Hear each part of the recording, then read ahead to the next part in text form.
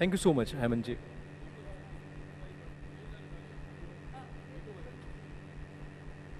Okay, ભીખુભાઈને કેમ ભૂલી શકાય? લોર્ડ ભીખુ પારેખનું પણ આપણે સન્માન કરીશું તાળીઓના ગડગડાટ સાથે. ખૂબ પીઢ વ્યક્તિ, યુકેમાં. થેન્ક યુ સો મચ હેમંતજી. અને હવે સેશનની શરૂઆત કરીશું. આપણી સાથે ગેસ્ટ પેનલ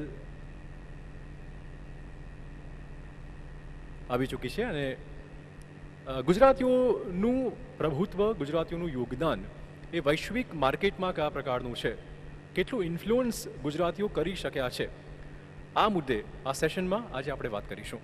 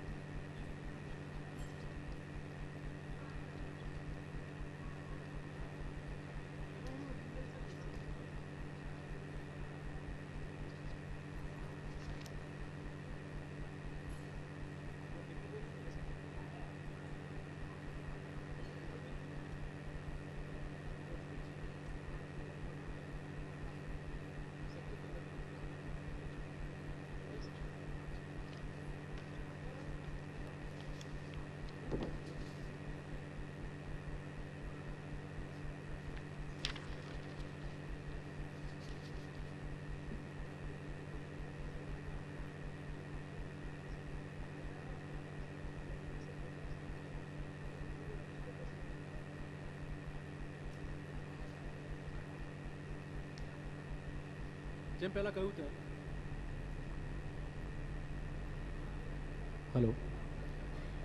કહ્યું તેમ ગુજરાતી લોકો એ ખૂબ પ્રભાવ પાડતા હોય છે દરેક ક્ષેત્રમાં. એ જ્યાં પણ જાય ત્યાં પોતાનું નામ રોશન કરતા હોય છે અને ગુજરાતનો ડંકો પણ ચોક્કસ વગાડતા હોય છે. એક પણ ક્ષેત્ર બાકી નથી કે જ્યાં આજે ગુજરાતી પહોંચી ન શક્યો હોય અને સફળતાના સોપાન સર ન કરી શક્યો હોય. ત્યારે વિષય એ વાતનો છે કે ગ્લોબલી એટલે કે દુનિયાભરમાં ગુજરાતીઓનો પ્રભાવ કેટલો પડી રહ્યો છે, ગુજરાતીઓ શું શું કરી શક્યા છે અને શું શું કરી શકવાની ક્ષમતા ધરાવી રહ્યા છે. આજે આપણે એ જ મુદ્દે આ પેનલ સાથે વાતચીત કરવાની છે. આપણી સાથે જોડાશે મારા ગ્રુપના ફાઉન્ડર એવા આશીષભાઈ ઠક્કર આપણી સાથે છે. આ સાથે યુકેમાં હાઉસ ઓફ લોર્ડ્સના લેબર પાર્ટીના સભ્ય લોર્ડ ભીખુ પારેખ આપણી સાથે છે અને ઓસ્ટ્રેલિયન સાયન્ટિસ્ટ ડૉક્ટર ધાર્મિકા મિસ્ત્રી આપણી સાથે છે. આપ તમામનું સ્વાગત છે અને આ ચર્ચામાં સહયોગ આપશે મારા સહયોગી અને ખૂબ જાણીતા પત્રકાર એવા અજયભાઈ ઉમટ. તો આપણી તાળીઓ સાથે આ સેશનની શરૂઆત કરીએ. સૌથી પહેલાં ભીખુભાઈ આપને પૂછવાનું કે ખૂબ પીઢ આપનો અનુભવ પણ છે, આપની ઉંમર પણ છે, ત્યારે એક ગુજરાતી તરીકે ત્યાં બેઠા બેઠા ગુજરાત કેવું લાગે છે અને કેટલું ઇન્ફ્લુઅન્સ હોઈ શકે છે ગુજરાતીઓનું જે તે ક્ષેત્રમાં? ત્યાં માઇક છે તમારું. તમારો સવાલ ગુજરાતીઓ પ્રત્યે મર્યાદિત છે? બિલકુલ નહીં. ભીખુભાઈ આપણે તો ગ્લોબલ ગુજરાતી છીએ. સોરી, ગ્લોબલ ગુજરાત છે એટલે ગુજરાતીઓ પૂરતું મર્યાદિત નથી. અને સવારે જ વાત થઈ ને કે જ્યાં જ્યાં વસે ગુજરાતી ત્યાં સદાકાળ ગુજરાત, અને એ તે કેવો ગુજરાતી જે હો કેવડ ગુજરાતી એટલે વિશ્વ માનવ. I am going to talk. Can you hear me now? I am going to talk about the Indian diaspora. Okay.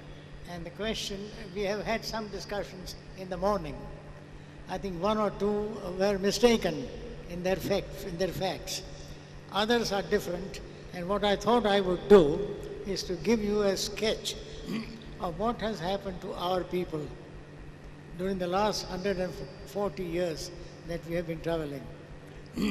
Indians were taken as indentured laborers throughout the 18th century, but certainly until 1836 when that was stopped.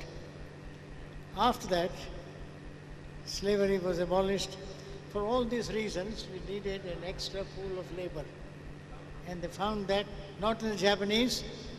They recruited Japanese, but they suffered from beriberi.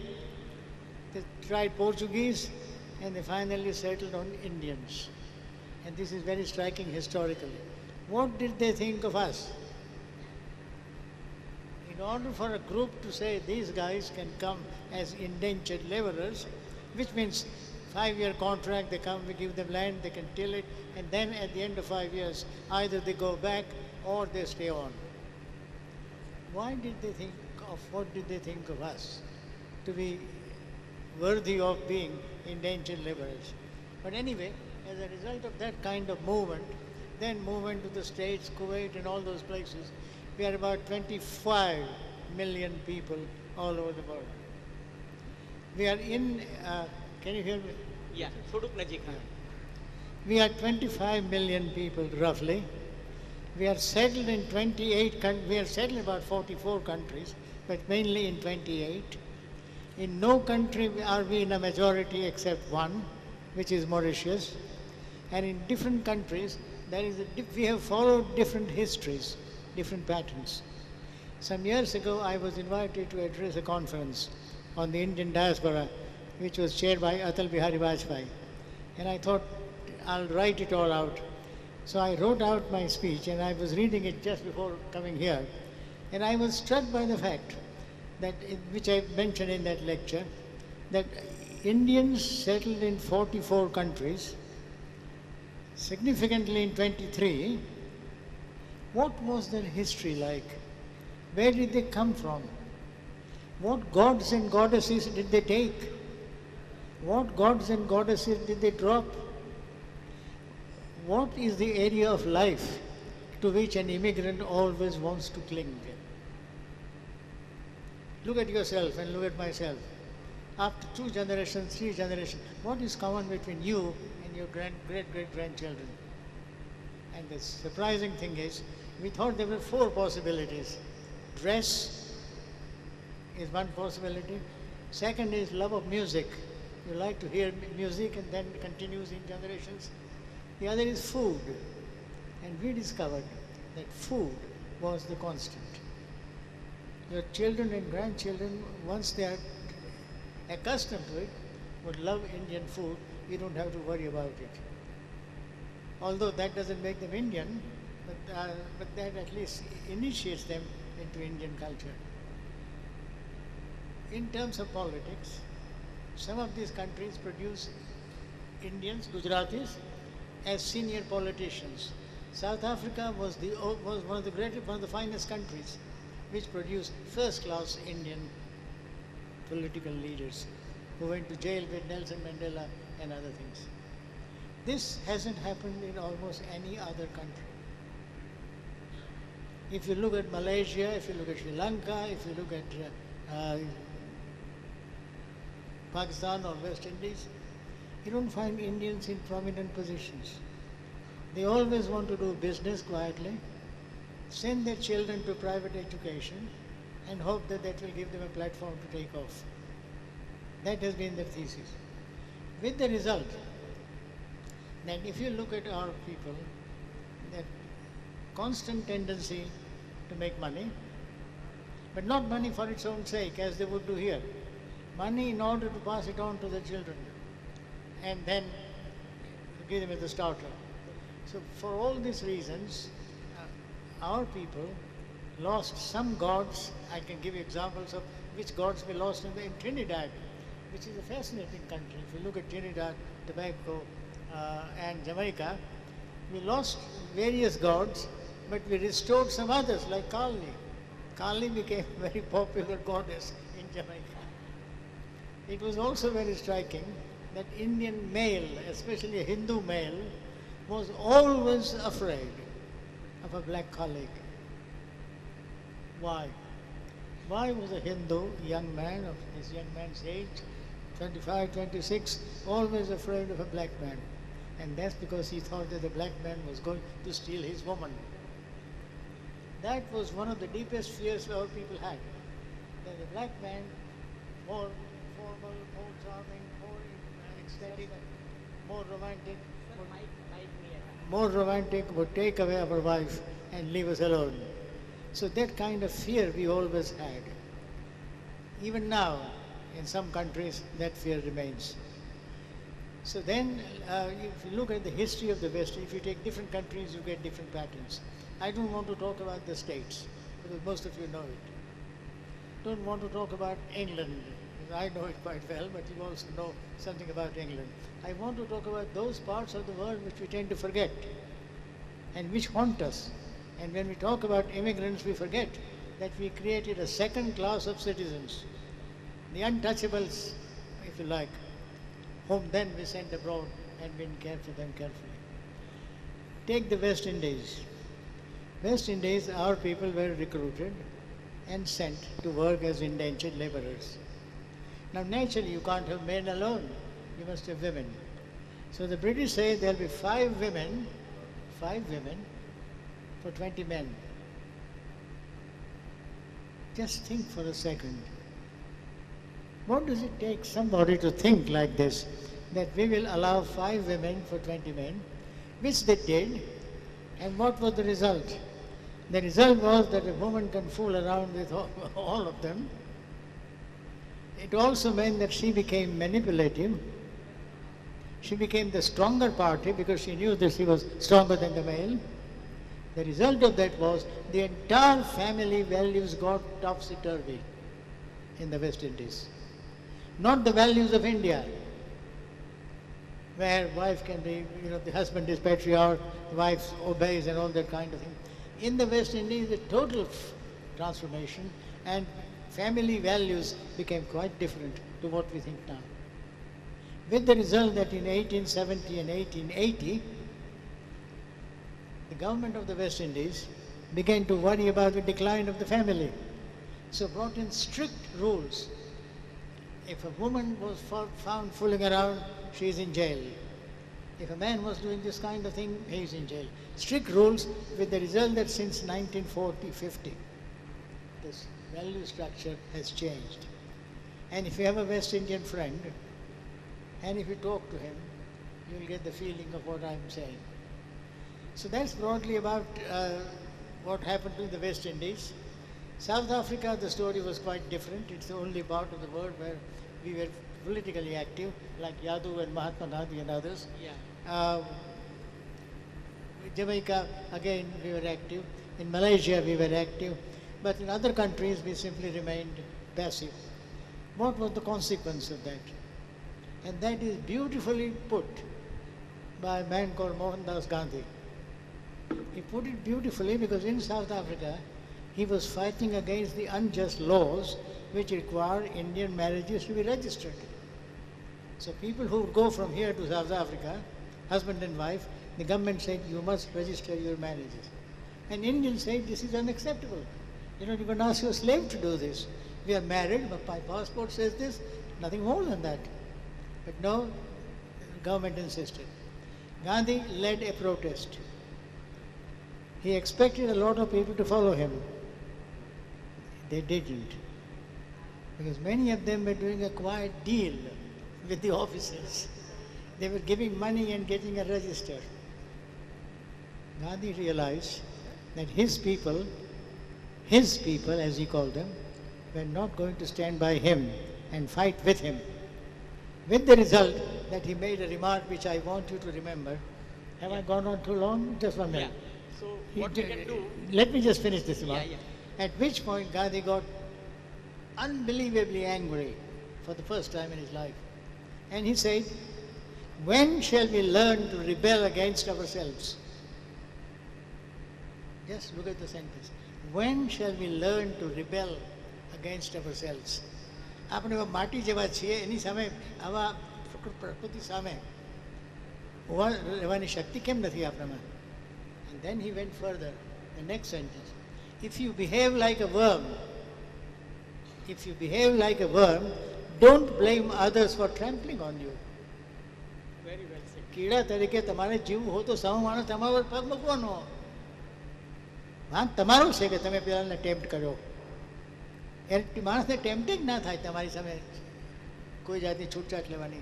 જો તમે કહો કે ના આ મારી લક્ષ્મણ રેખા છે, આ મારી મર્યાદા છે. એટલે ગાંધીજીનો અનુભવ સાઉથ આફ્રિકામાં છેલ્લે સુધી, when shall we learn to rebel against ourselves? પણ ભીખુભાઈ કદાચ આ જ ઘટના હતી કે જ્યાંથી શરૂઆત થઈ કે ગુજરાતીઓ વિદેશની ધરતી ઉપર પણ વિરોધ કરી શકે છે, સત્ય માટે લડી શકે છે. ચારે બાજુ આશીષભાઈ તમને પૂછીશ કે સત્ય સામે લડી શકે છે. ગુજરાતીઓ જે છે, Gujarati, look, take places where there are Gujaratis and other people from India. Take South Africa. Gujaratis, Tamils, Telugus and Muslims. Now what is the pattern of every one of them? Where are the Gujaratis? Mainly in banks. When I went to South Africa, I was struck. Every bank you go to are our people. Business, trade.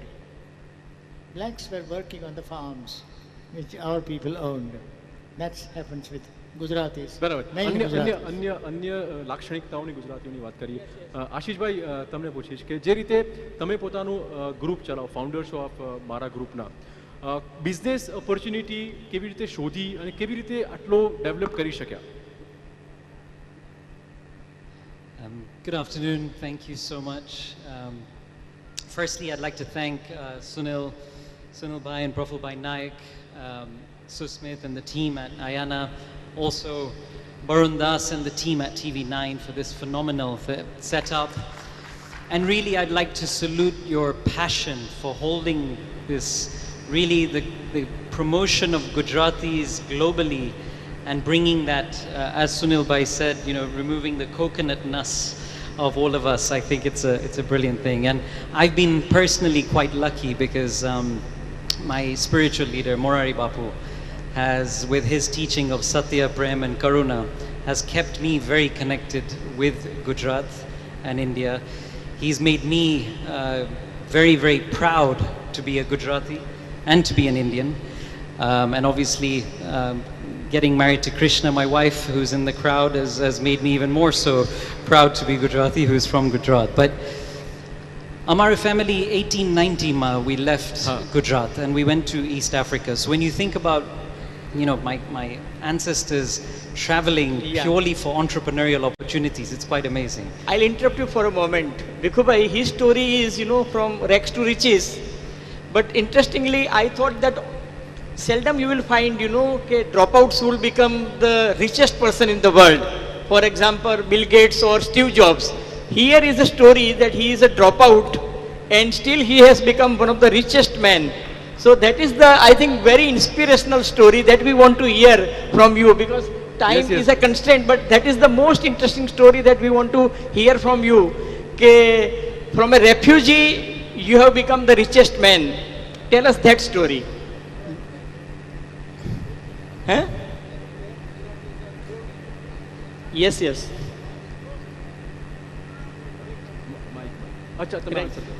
Sure. So basically, my family went through the 1972 Idi Amin saga in Uganda and got wiped out, moved to England, started again, and then in 1993 we moved to Rwanda. 9 months later, unfortunately, the genocide broke out, so my parents, my sister and I were refugees during the genocide for 35 of the 100 days. Luckily came out okay, but unfortunately lost everything again. So we started from scratch, and I quit school when I was 15 years old, took a $5,000 loan and set up the business about 25, 26 years ago. Over this journey, over 26 years, we've created 16 different businesses in 26 African countries, created 30,000 jobs in the process. But I think more importantly, wealth creation is definitely important, but alongside that, I think creating a positive social impact is equally important. And this is why I chair the United Nations Global Entrepreneurship Council, and very focused on how we really make sure, in line with the Sustainable Development Goals of the United Nations, that we leave no one behind in a true manner. And I think, and Bapu teaches us this as well, but positivity attracts positivity. You do good and you will do well. If you give back, you will get back tenfold. So it's a matter of how you combine, and it's the best way to create a sustainable and self-sustainable and a scalable business in the real sense. So I think Africa is a phenomenal place for business, and Gujaratis,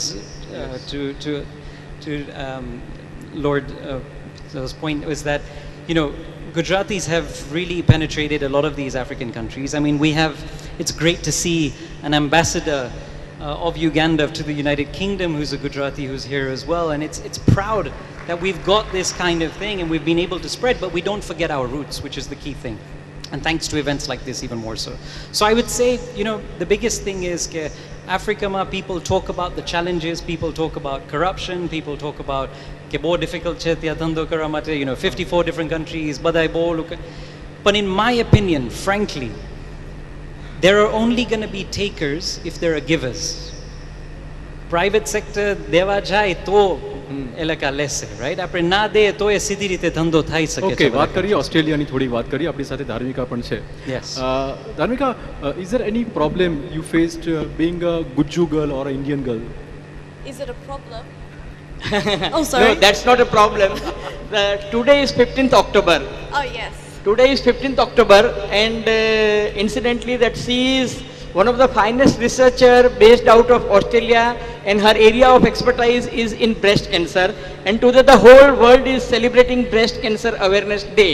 So we are lucky that, you know, on this day we have such a good scientist available to us. Thank you. So Dharmika, I just wanted to know, because, you know, during lunch session and afterwards we were discussing in India we have started you know, early detection and breast cancer awareness activities, and we find that every year the incidence of almost 1 lakh more cases are added.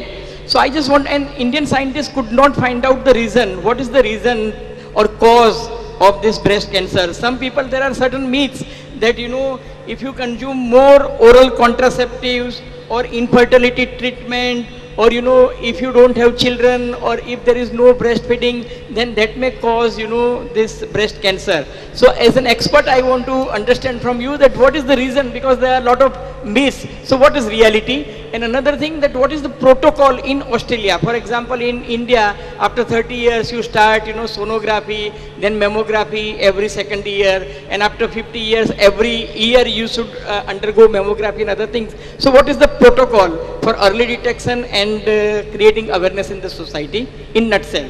Sure. And I just want to say thank you as well for having me here today.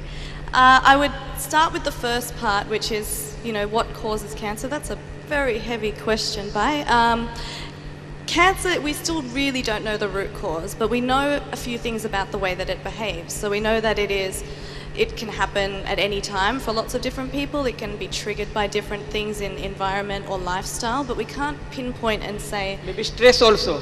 Yes, that's exactly right. So it's a holistic piece, right? It's your mental health, it's your physical health, it's your environmental health. And I think at the end of the day, we have to go back to the core of our human bodies, which is our immune system, right? So balancing your immune system means living a really holistic, clean life, you know, like doing things that are good for you and bring out the best in you. And so that's what I think we should look at when we think about cancer. It's not necessarily, we don't know enough to know what it's always triggered by, especially with breast cancer. You can have women who have lumps in their breast, but they'll die of a heart attack. It doesn't, you know, dictate how one might pass away. The important thing with cancer, because we don't know what it is we must detect it early. And so that's why when we go out there and we're promoting women to go out and get tested early, the main reason is because we can't fight it unless we detect it early. And so there are lots of reasons why that doesn't happen in different cultures, but also in Australia we start testing women from the age of 40 with the current gold, what they call the gold standard, which is mammography. It can't be used for women under the age of 40 because of breast density. So it doesn't work as well in younger women, and therefore we only start screening from the age of 40 unless you have a family history. So women under the age of 40 have one tool. That tool is this. It is your hand. And if you can detect it with that, then that's what we get. So that's why I was motivated to develop something else. And sure, it was a bit of an accident how I came about it, but the reason to keep on trying to develop it was very strong. Thank you so much. આપણે જાણ્યું કે કેવી રીતે રાજકીય ક્ષેત્ર હોય, medical ક્ષેત્ર હોય કે ઉદ્યોગ જગત હોય, આ ત્રણે ક્ષેત્રમાં કેવી રીતે ગુજરાતીઓ પોતાનું યોગદાન આપી રહ્યા છે વિદેશોમાં પણ. આ સેશન અહીંયા પૂરું કરીશું, પરંતુ નેક્સ્ટ સેશન ખૂબ જ ઇન્ટરેસ્ટિંગ રહેવાનું છે. ક્યાંય જતા નહીં, મળીએ એક નાનકડા વિરામ પછી. Thank you so much.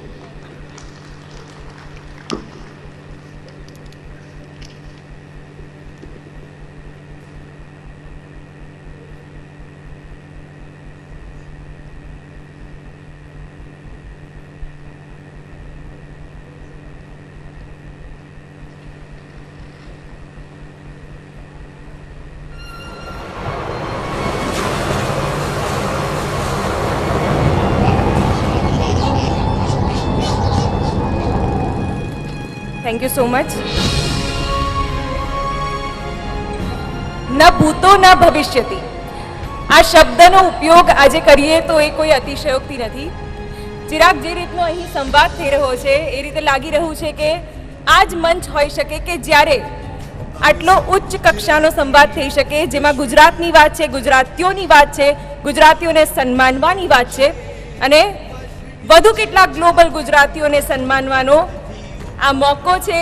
એટલે હું મંચ પર આમંત્રિત કરવા માંગીશ એ તમામ મહાનુભાવોનો.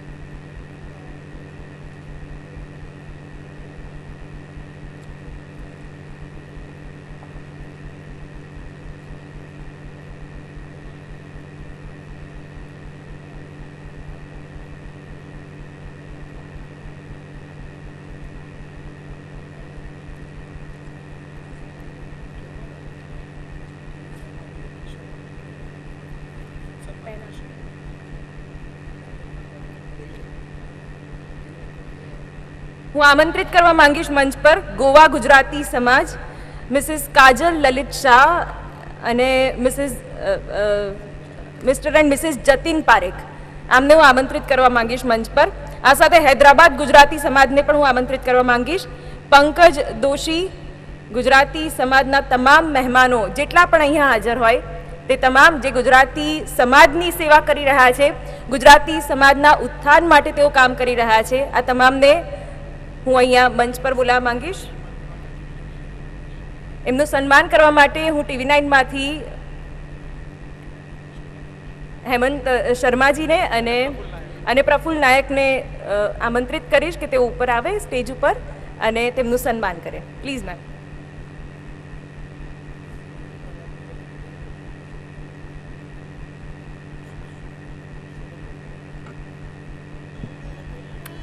સુનિલભાઈ નાયકને હું કહીશ કે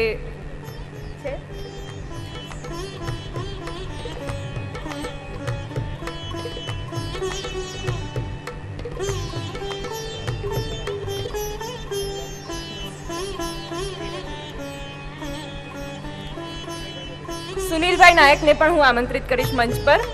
તે ઉપસ્થિત મહાનુભાવોને સન્માનિત કરે. દુનિયાના કોઈ પણ ખૂણામાં હોય, દેશના કોઈ પણ ખૂણામાં હોય, પણ ગુજરાત અને ગુજરાતીઓની દરકાર કરતા આ તમામ મહાનુભાવો કે જેને આજે આ મંચ પર સન્માનવામાં આવી રહ્યા છે.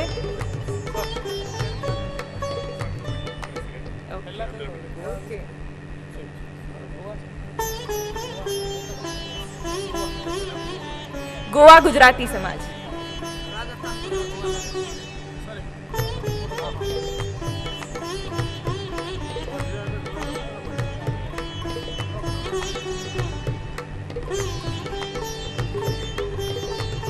દુનિયામાં છવાયેલા એવા ગુજરાતી મહાનુભાવો આજે એક સ્થાને એક જ સમયે ભેગા થયા છે અને એવું એક પણ ક્ષેત્ર બાકી નથી રહ્યું અને એમાં પણ ગુજરાતી સમાજ કે જે હંમેશા સમાજને સાથે લઈને ચાલ્યો છે એવા તમામ જે અગ્રણીઓ છે તેમને આજે સન્માનવાનો આ પર્વ છે પ્રવાસી ગુજરાતી પર્વ 2022 કે જે આ ઐતિહાસિક ક્ષણ આપણે સૌ જેના સાક્ષી બન્યા છીએ અને આજે તમામ આ મહાનુભાવોનું સન્માન થઈ રહ્યું છે એવું કોઈ પણ ક્ષેત્ર બાકાત નહીં હોય જ્યાં ગુજરાતી નહીં હોય અને ગુજરાતી સમાજ પણ અનેક જગ્યાએ વિસ્તર્યો છે વટવૃક્ષની જેમ હજી પણ તે ઉછરી રહ્યો છે અને તેની આ સાબિતી છે અને આપણે સૌ આવા ગુજરાતીઓને સન્માની રહ્યા છે કે જે સદંતર ગુજરાત માટે ખડે પગે છે અડીખમ છે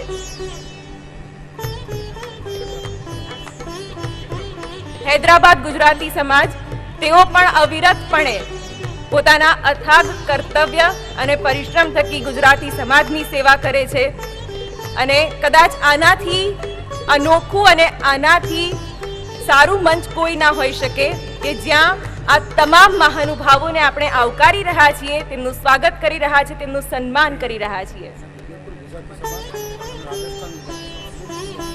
ઉદયપુર ગુજરાતી સમાજ અને રાજસ્થાન ગુજરાતી સમાજ ત્યાંના પણ અગ્રગણ્ય મહાનુભાવો આપણી સાથે હાજર છે દેશના જ અલગ અલગ રાજ્યોમાં ગુજરાતી સમાજની જે સેવા થઈ રહી છે તેમના કર્તવ્યને સરાહના કરવાનો આ અવસર છે આ ક્ષણ છે આપ તમામનું ખૂબ ખૂબ સ્વાગત અને તમને સન્માનવાનું મંચ જ્યારે TV9 પર મળતું હોય ત્યારે એ એક અલભ્ય લાહવો ચોક્કસ કહી શકાય આ તમામ અગ્રણીઓને સન્માનવામાં આવી રહ્યા છે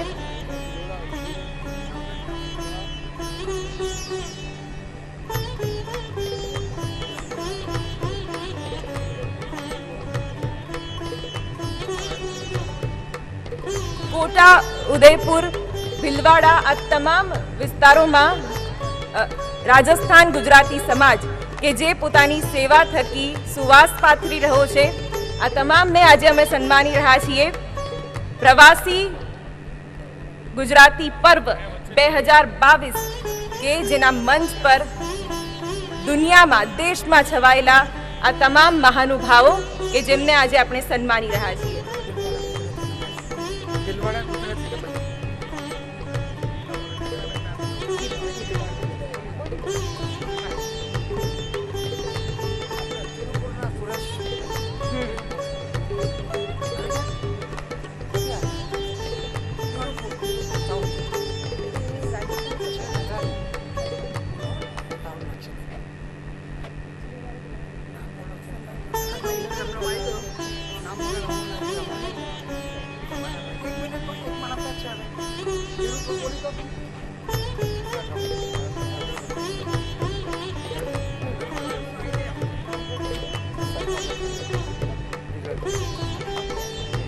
આંધ્રપ્રદેશ ગુજરાતી સમાજના મહાનુભાવ પણ આપણી સાથે હાજર છે હેમેન્દ્ર ચોકસીજી એમને પણ સન્માનિત કરવામાં આવે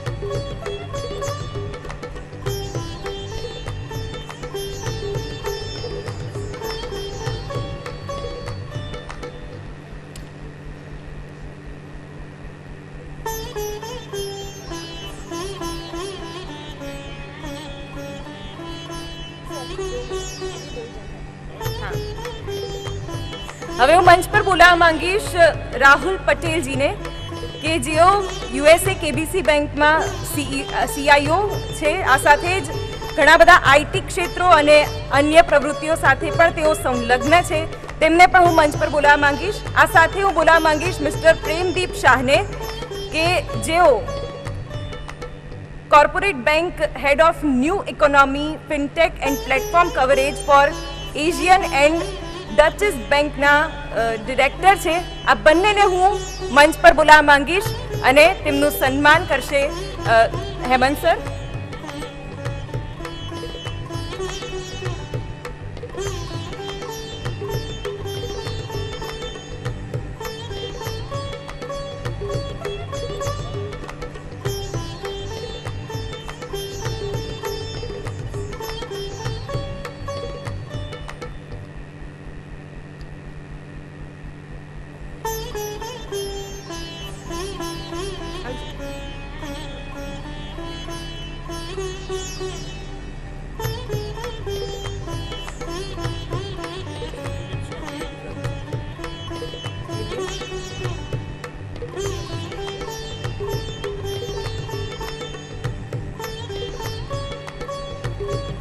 હું દિલ્હી ગુજરાતી સમાજના દિલીપ શાહને પણ મંચ પર આમંત્રિત કરવા માંગીશ. Shrimati Mrs and Mrs Dilip Shah જે દિલ્હી ગુજરાતી સમાજના સભ્યો છે એમને પણ હું આમંત્રિત કરવા માંગીશ મંચ પર આવે અને પોતાનું સન્માન ગ્રહણ કરે.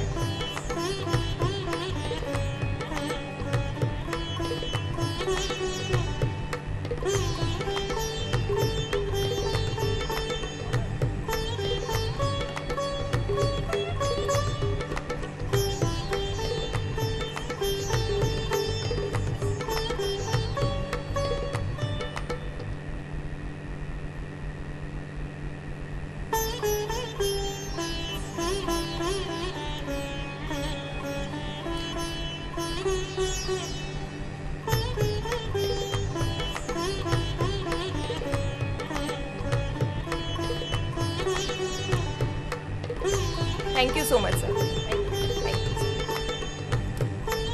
આજે આ જાજરમાન જલસો કે જેને આપણે આજે માણવા એકઠા થયા છીએ, કોઈ એવું ક્ષેત્ર નહીં હોય જ્યાં ગુજરાતીએ કાઠું ના કાઢ્યું હોય અને તેઓ પોતાના વિચારોથી અને કર્તવ્યોથી પણ બીજા પર અલગ છાપ છોડતા હોય છે. અને એટલે જ આજે એક એવા કોન્સેપ્ટ સાથે, એક એવા આઈડિયા સાથે આપણે સૌ એકઠા થયા છીએ કે જેમાં વિદેશમાં વસતા જે ગુજરાતીઓ છે, વિદેશમાં પણ પોતાની સિદ્ધિઓ હાંસલ કરતા જે ગુજરાતીઓ છે, તેમને એક સ્થાન પર ભેગું કરવાનું આ ઇનિશિયેટિવ આઈના અને TV9 લીધું છે. અને કદાચ આવો અનેરો અવસર ઇતિહાસમાં પહેલી વાર આપણે જોઈ રહ્યા છીએ. જ્યારે વિષય હોય ગ્લોબલ ગુજરાતીનો, ત્યારે ગ્લોબલ મુદ્દાઓની તો ચર્ચા થાય જ છે, પણ તેના પરિપ્રેક્ષ્યમાં જ્યારે દેશની વાત થાય, ગુજરાતની વાત થાય, ત્યારે એ અલભ્ય એક સંયોગ બની જાય છે. રાહુલ પટેલ આપણી સાથે હાજર છે. પ્લીઝ સર, તમે મંચ પર આવો. રાહુલ પટેલ કે જેઓ પોતાનામાં જ એક શખ્સિયત છે, તેઓએ પોતાની રીતે પોતાનું વેન્ચર સ્ટાર્ટ કર્યું અને આજે તેમણે જે સિદ્ધિઓ હાંસલ કરી છે તેના લીધે પણ તેઓ ખૂબ જ ખ્યાતનામ છે. આપ મંચ પર આવો અને પોતાનું સન્માન ગ્રહણ કરો.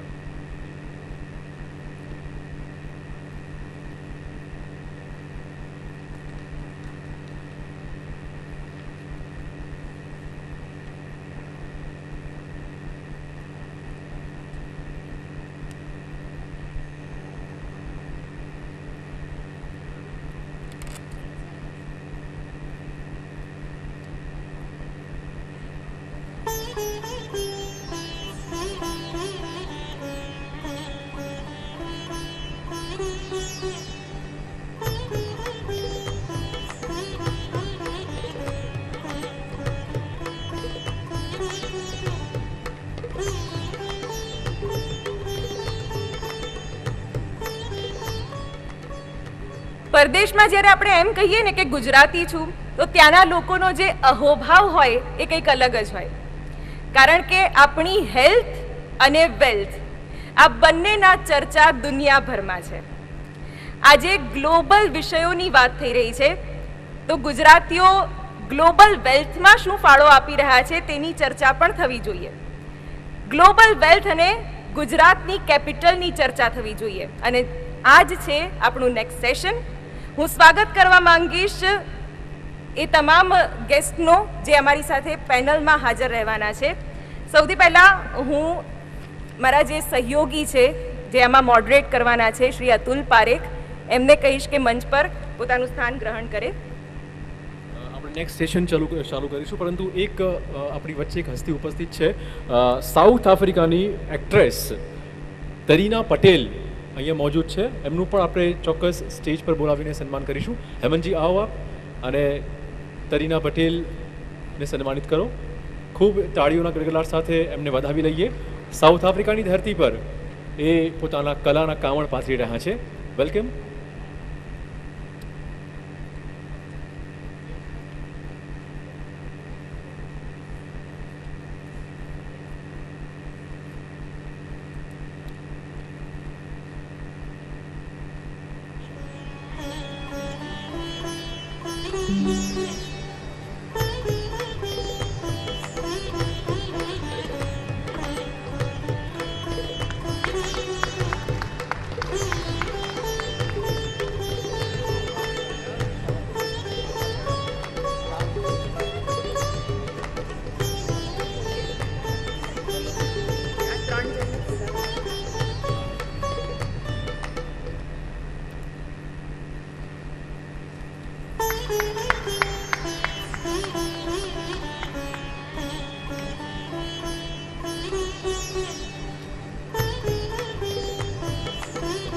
Thank you so much.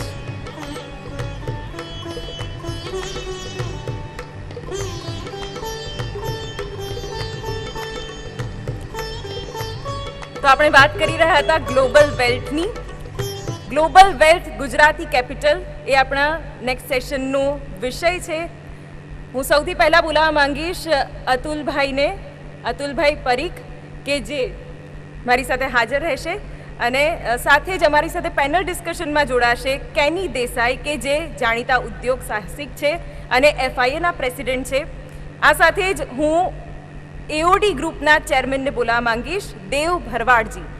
તેઓ પણ અમારી સાથે આ સેશનમાં જોડાશે. Please welcome.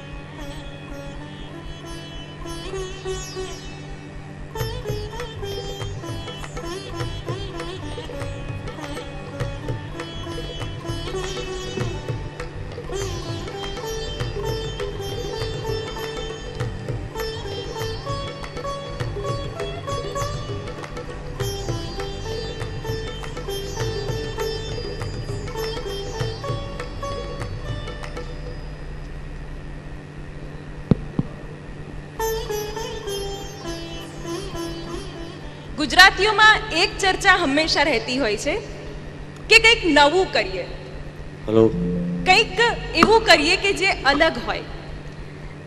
મોદી સરકારના આવ્યા પછી સ્ટાર્ટઅપની ને એ બધી વાતો તો ઘણી થઈ રહી છે, પણ ગુજરાતીના તો લોહીમાં જ છે કંઈક મોટું કરીએ, કંઈક નવું કરીએ.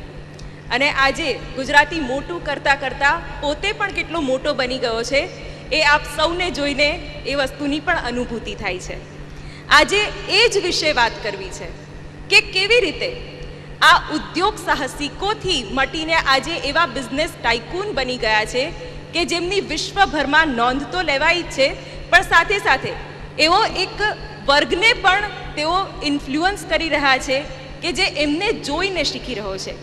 કેની દેસાઈ જોડાઈ ગયા છે, જે જાણીતા ઉદ્યોગ સાહસિક છે, અને તેઓએ એ સમયે જ્યારે સ્ટાર્ટઅપની શરૂઆત કરી હતી તેમના વિચારોની પણ આપણે આપલે કરવાના છે. અને સાથે જ દેવભાઈ ભરવાડ પણ જોડાઈ ગયા છે કે જેઓ એઓડી ગ્રુપના ચેરમેન છે. તો કઈ રીતે આપણે સ્ટાર્ટ કરીશું એમની સાથે વાર્તાલાપ? Thank you શિવાનીજી. 2 વર્ડ્સ, આપણે ગુજરાતની વેલ્થની વાત કરી તો હું થોડા આંકડા દેવા માગું છું કે આપણી વેલ્થ કેટલી છે. ચોક્કસ. તો અત્યારે ગુજરાતમાં જે વેલ્થ છે એ છે 15 lakh crore. This is resident Gujaratis doing business in Gujaratis. એમાંથી આપણા જો કરોડપતિઓને ગણીએ તો 15 લાખમાંથી 4 લાખ કરોડ આપણા જેટલા 60 જેટલા જે કરોડપતિઓ છે, which is over $1 billion each, આ ઇઝ અબાઉટ 4 lakh crores. અને these reports are done by the Hurun report which is globally famous, as well as the Barclays report. આના સિવાય આ તો આપણી વેલ્થ અહીંયા સ્ટેટમાં થઈ, પણ અત્યારે જે આપણી પાસે છે અને જે સાથે વાત કરવાના છીએ, that as Shivani said, it is about global wealth. કે આ wealth જે બહાર છે, what is that capital, how much is that capital, and what capital is it being used for. એટલે એને આગળ વધારતા માટે I would like to briefly introduce Kenny Bhai. Kenny Bhai is the founder chairman of TAC Group. He's based out of New Jersey in USA. He's in construction, finance, healthcare, and he hails from Baroda. પછી Steven ઇન્સ્ટિટ્યૂટમાં એમને masters કર્યું, અને then he has also been associated with the Federation of Indian Associations since 1970. I think he has a very special relationship with Bill Clinton, and we'll talk to him. But first of all, Kenny Bhai, how do you see your journey very briefly, and how have your capital been put to use in the US? Mike જરા પાસે રાખજો એટલે બધાને clearly સંભળાય. My journey to US is it's something I was born in a town called Amreli in Saurashtra, and journey was very hardship. I went through difficult time in the US. I start with my business with only $15 in my pocket, but I never my hand outside to ask anybody to help me. So I create with my two hands and built a infrastructure empire in the US. Same time, parallel I ran the healthcare business and financial business. All the families with me on a business as of today. I'm doing business for the last 37 years in the US. But the most important thing in my life as a businessman, but I give back to my community where I reside in the US.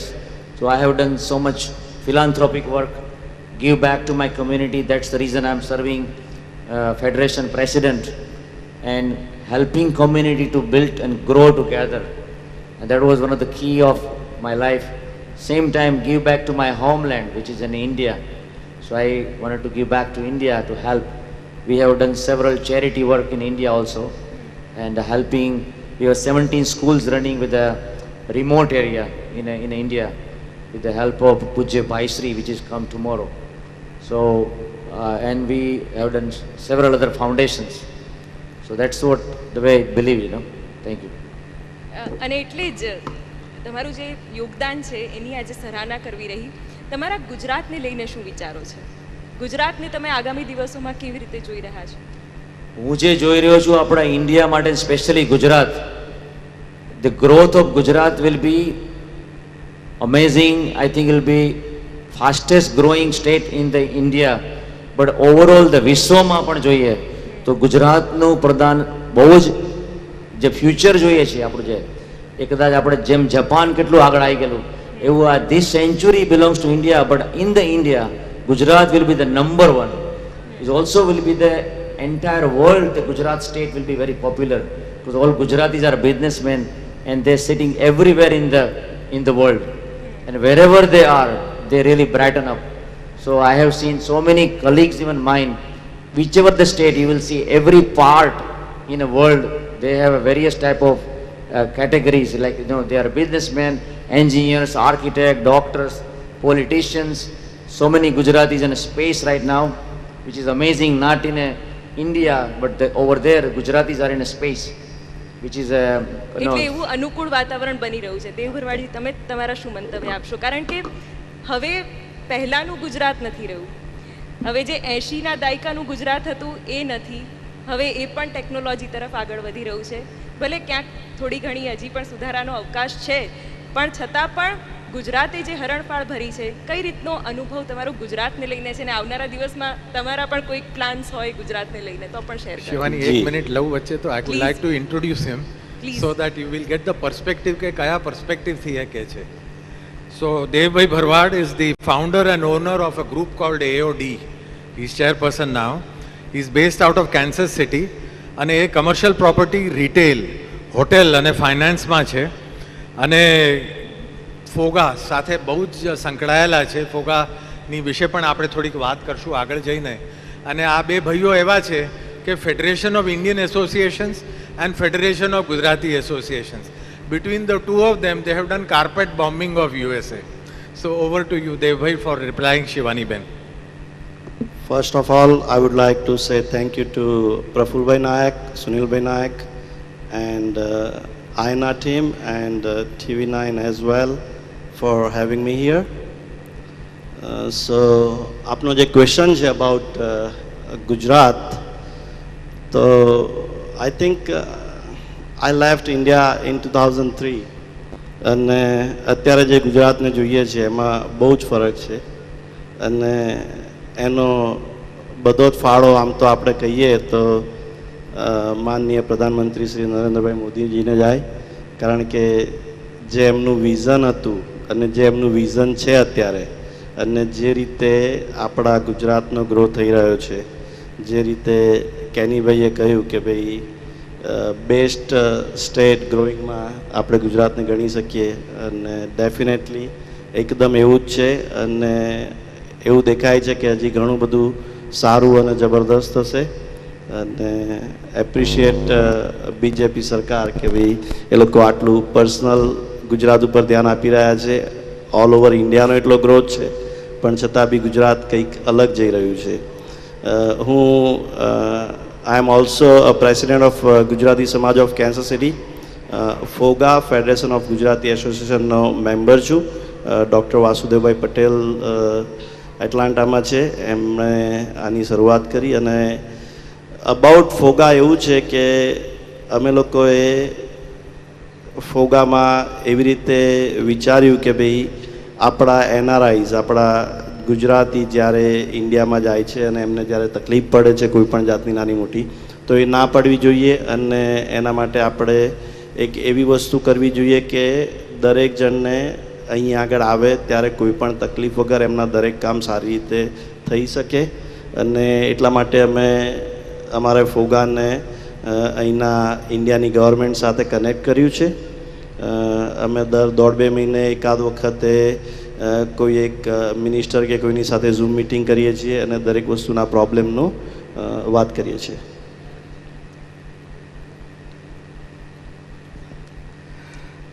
Back to you કેનીભાઈ. કેનીભાઈ, તમે ઇન્ડિયામાં કેમ investment નથી કરતા? ઇન્ડિયામાં investment કરીએ છીએ, કેમ એમ બોલો છો? ઇન્ડિયામાં એકચ્યુઅલી જો અમે ઇન્ડિયામાં મારો ઘણા બધા થોટ છે કે future is bright, so the next 15 to 20 years I wanted to establish the businesses here actually, and more the knowledge we have, we'll share our expertise and everything. We seeing the growth is tremendous and opportunities are amazing, so the bright future is extremely bright, I would say. So definitely also we're gonna bring other colleagues together. Our federation has so many advantage, so we're gonna do some business seminars, bring the people here, collaborating with the government. We already doing this with the the central government together. So in the federation we have done so much activities also same time, and we do the largest parade outside the India in the world that we're doing in the Manhattan, which is amazing. And 75th year of Azadi Ka Amrit Mahotsav we have celebrated very big way. We also achieved this particular year 2 Guinness World Record, the historical record we achieved in the world in the parade time. Then one of the part was Narendra Modi, our Prime Minister Narendra Modi, like a damru, the instrumental damru. So we played and gathered almost 5,000 people, and the other part was a flag. The whole world flag we flown in the Manhattan, and Kailash Kher was the moderator. So that's the biggest achievement we have done in the world to the 2 Guinness World Record. કેનીભાઈ, તમે કન્ટ્રીબ્યુશનની વાત કરી, તમે મહિલા સશક્તિકરણ અને સંસ્કૃતિને લગતી પણ કેટલીક એક્ટિવિટીઝ સાથે જોડાયેલા છો. એના લઈને અમે જોઈએ તો federation almost the last we are almost 40 years we doing parade, and 50-year old organization. We doing the dance pe chance competition. We bringing almost over 40,000 kids in the last 20 years. They do all the cultural shows and everything. and all the second and third generation we bring together, which is a very important to keep our culture. And we bring the women empowerment. So we support the women empowerment. We give the awards to the women who have created a big achievement in the US, which is we encouraging all the women. We see the women are much brighter than men. They do every area in the US. You see, they have achieved so many different roles. Like, in the Pepsi, we have Indira Nui, our Indian CEO also. So that's what we do for women empowerment. તમારા આ And I'm જવાબ sure પર it's here. મેં અહીંયા બેઠેલી દરેક મહિલાના face ઉપર એક અલગ ચમક જોઈ છે. ઇનફેક્ટ મારા માટે પણ એ ઘણું મોટિવેશનલ અને ઇન્સ્પાયરિંગ હતું.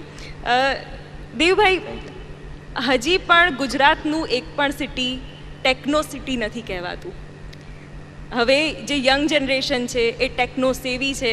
હજી પણ આપણને એવા બિઝનેસીસ ગુજરાતમાં દેખાશે કે જ્યાં જે શેઠિયો હોય એ ગલ્લા પર બેસીને કેશમાં ટ્રાન્ઝેક્શન કરતો હશે, પણ ક્યાંય પણ હજી પણ ટેકનોલોજીને લઈને પ્રોત્સાહન નથી. તમે એ ક્ષેત્ર સાથે જોડાયેલા છો, તમે એની સાથે સંલગ્ન પ્રવૃત્તિઓમાં જોડાયેલા છો, તો એને લઈને ગુજરાતને તમે ક્યાં જોઈ રહ્યા છો?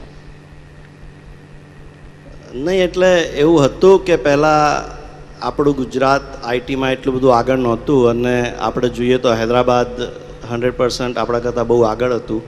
પણ અત્યારે જો જોઈએ તો ગુજરાતીઓ પણ આઈટીમાં એટલા આગળ જઈ રહ્યા છે, અને આપણા ત્યાં બી બધી જ એડવાન્સ ટેકનોલોજી આવી રહી છે, અને જે રીતે જઈ રહ્યું છે અને ફ્યુચરને બી જોઈએ છે, તો એવું લાગે છે કે ગુજરાતમાં આઈટી કે એમાં ક્યાંય આપણે પાછળ નહીં રહીએ. ગુજરાતની હવે વાઇબ્રન્સી પણ કંઈક અલગ છે. ઓ યા. તો હવે આગળના દિવસોમાં કેટલું સાનુકૂળ વાતાવરણ તમે પોતાના માટે જોઈ રહ્યા છો કે તમારા રિલેટેડ જે ઇન્ડસ્ટ્રીઝ છે એને જોઈ રહ્યા છો? નહીં, અમારા રિલેટેડ જે બી ઇન્ડસ્ટ્રીઝ છે, એક તો એવું છે કે ઇન્ડિયામાં બી અત્યારે હાલ હું વધારે ઇન્વેસ્ટમેન્ટ પ્રોપર્ટીઝના બિઝનેસમાં છું, અને જે રીતે અહીંયાનો ગ્રો છે, જે રીતે અહીંયાનું રિટર્ન છે, તો પહેલાં એવું હતું કે લોકો રોજગારી માટે થઈ અને આ કન્ટ્રીને છોડી અને બહારની કન્ટ્રીમાં જતા હતા, જ્યારે હવે એવું છે કે ત્યાં આગળ રહીને એ લોકોનું વધારે ઇન્વેસ્ટમેન્ટ ઉપર ધ્યાન ઇન્ડિયામાં હોય છે, કારણ કે ઇન્ડિયાનું રિટર્ન એટલું સારું હોય છે. તમને બેને મારે એક પ્રશ્ન એ છે કે અહીંયાના જે સાહસિકો છે કે જેને યુએસ સાથે બિઝનેસ કરવો છે, તો તમારી પાસે એવી કઈ યોજનાઓ છે કે તે કઈ રીતે એ લોકોને યુએસએમાં એસ્ટાબ્લિશ કરવામાં તમે મદદ કરી શકો છો? યુએસમાં બિઝનેસ કરવાનું બહુ સરળ છે એકચ્યુઅલી ઇન્ડિયા કરતાં. ગવર્મેન્ટ ઓફ યુએસ અને various different state, they have a different business hub. Is a very simple way to do business in the US. Even people who are here and they want to establish the business in the US, they can do several visa status, like L1 and H1, right? H1 you can bring the people, but L1 visa, it's very easy to obtain as long as they establish the business in two different countries. The business aspect, there is amazing opportunity in the US still, I believe. Even the world is shifting, but the US will be the leader. There is no doubt. Even the economy goes ups and down, right? So there is a lot of ample opportunity. Today, the India-US relationship, it's an extremely bright and very close relationship we have. So I would really, applaud with our Prime Minister Narendra Modi, who has done amazing work lifting the India and bringing the fifth economical richest country in the world. So you can see that. So this whole idea behind this business together. So there is an ample of opportunity between the two countries. So that our generation, you see, the India has a wealth, which is the biggest wealth we have is the youngsters. We are 70% youngster in India. In the US, we have 70% senior people are there. So it's a big difference. So there is an ample of opportunity with our generation, new generation, to do business in India, in the US. How do you see, just one before I come to you, how do you see the US economy? Do you think અત્યારે recessionમાં જશે? So the US economy currently is in inflation. So we have inflation is growing very fast because in a pandemic time, the government could not control and they spread $3 trillion to give away the people. Flooded with the money they're transforming into the inflation. And we believe that this inflation will turn into the recession. So within a 6 month, you will see the recession will be spread in US rapidly, you know, unless the government have some scheme to control the recession. Devbhai, to the previous question. કેનીભાઈએ કહ્યું એમ H1 અને L1 સિવાય EB5 visa એ એક એવી opportunity છે આપણા Indian માટે કે જે ડિરેક્ટલી ઇન્વેસ્ટમેન્ટ કરી અને ત્યાંનું નોટ ઓન્લી બિઝનેસ કરી શકે પણ ત્યાંનું નાગરિકત્વ બી મેળવી શકે છે. તો EB5 વિઝામાં તમને શોર્ટલી બ્રીફ જરા જણાવું કે કેવું હોય છે. તો તમે જ્યારે રૂરલ એરિયામાં ઇન્વેસ્ટમેન્ટ કરો છો તો ઇટ્સ અ $500,000 અને જ્યારે તમે સિટીમાં કરો ત્યારે 900,000. તો આપણને ઘણી વખત અહીંયા આગળ બેઠા છીએ તો એવું થાય કે રૂરલ એટલે આપણે અમદાવાદથી વિરમગામ જઈએ અને પછી એને રૂરલમાં ગણીશું, તો એવું નથી. એ લોકોનું રૂરલ એ લોકો એવી રીતે ગણ્યું છે કે જ્યાં આગળ બિઝનેસ, જ્યાં આગળ તમારો રેશિયો ઓછો છે જોબનો, ત્યાં આગળ તમારે 10 US સિટીઝનને જોબ આપવાની છે.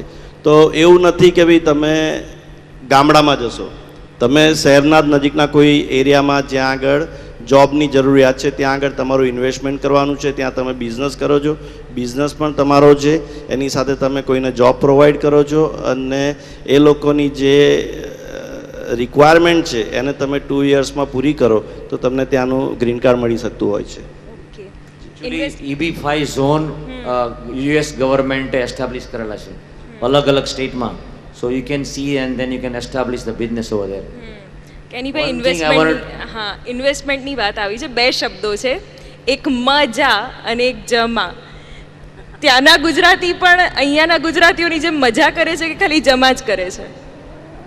જ્યારે હું ત્યાં ગયો મિગ્રેટ ત્યારે બધી અમે જમા કરતા હતા, પણ અત્યારે બધા જે યંગસ્ટર છે અમારી જોડે એ બહુ મજા કરે છે, જમાના મજામાં કન્વર્ટ કરે છે, એટલે બધા વાપરે છે બહુ પૈસા ત્યાં. પણ એટલું કહું કે આપણા ગુજરાતીઓ ત્યાંનું પોપ્યુલેશન યુએસનું 4.5 મિલિયન આપણા ઇન્ડિયન લોકોનું છે આઉટ ઓફ અવર કન્ટ્રી. એમાંથી 4.5 મિલિયનમાંથી 1.5 મિલિયન પ્રજા આપણી ગુજરાતી છે ત્યાં. એટલે 1/3 પોપ્યુલેશન આપણું ઇન્ડિયાનું, આપણું ગુજરાતનું છે આપણું અમેરિકામાં. અને ગુજરાતીઓ બધી જ ઇન્ડસ્ટ્રીમાં અંદર છે. Pharmaceutical is a very big in Gujarati લોકો. અને આપણે મોટેલ હોટેલ્સ, બેન્કિંગ ઇન્ડસ્ટ્રીઝ, આઈટીમાં ઘણા બધા ગુજરાતીઓ ખૂબ આગળ છે, વર્લ્ડ લેવલે ખૂબ આગળ છે. સાયન્ટિસ્ટ અને રિસર્ચમાં બી ઘણા બધા ગુજરાતીઓ આગળ છે. અને ફાઇનાન્શિયલ ઇન્ડસ્ટ્રીમાં ગુજરાતીઓ યંગ છોકરાઓ તમને બધી જગ્યાએ દેખાશે, મોટી મોટી કોર્પોરેશનમાં. તો આપણે બહુ પ્રાઉડ લેવાનું છે કે ગુજરાતી લોકોએ ખૂબ જ પ્રગતિ કરી છે ત્યાં યુએસમાં. અને સેમ ટાઈમ આપણી કલ્ચર અને સંસ્કૃતિ એ પણ આપણું વેલ્થ છે. Global wealth is not only money, spiritual અને intellect properties, those are the 2 important things we have which we deliver in the over the US also. એક સવાલ, 2 સવાલ છે. એક એ છે, સોરી, એક સવાલ એ છે કે આપણા ઇન્ડિયન્સ ત્યાં જઈને બહુ જ સક્સેસફુલ થાય છે, વેધર રિસર્ચમાં છે, આપણે પહેલા સેશનમાં જોયું કે they are in the field of business or construction, real estate, health care.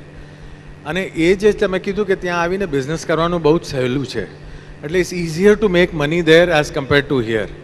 તો આપણે અહીંયા ઇન્ડિયામાં અને ગુજરાતમાં એ જ વાતાવરણ જો ઊભું કરવું હોય તો તમે યુ આર ફેમિલિયર કે અહીંયાની શું વ્યવસ્થા છે ને ત્યાં શું વ્યવસ્થા છે, અહીંયા આપણે એવું શું કરી શકીએ કે જે આપણા યંગસ્ટર્સને it becomes easier to do big business from here?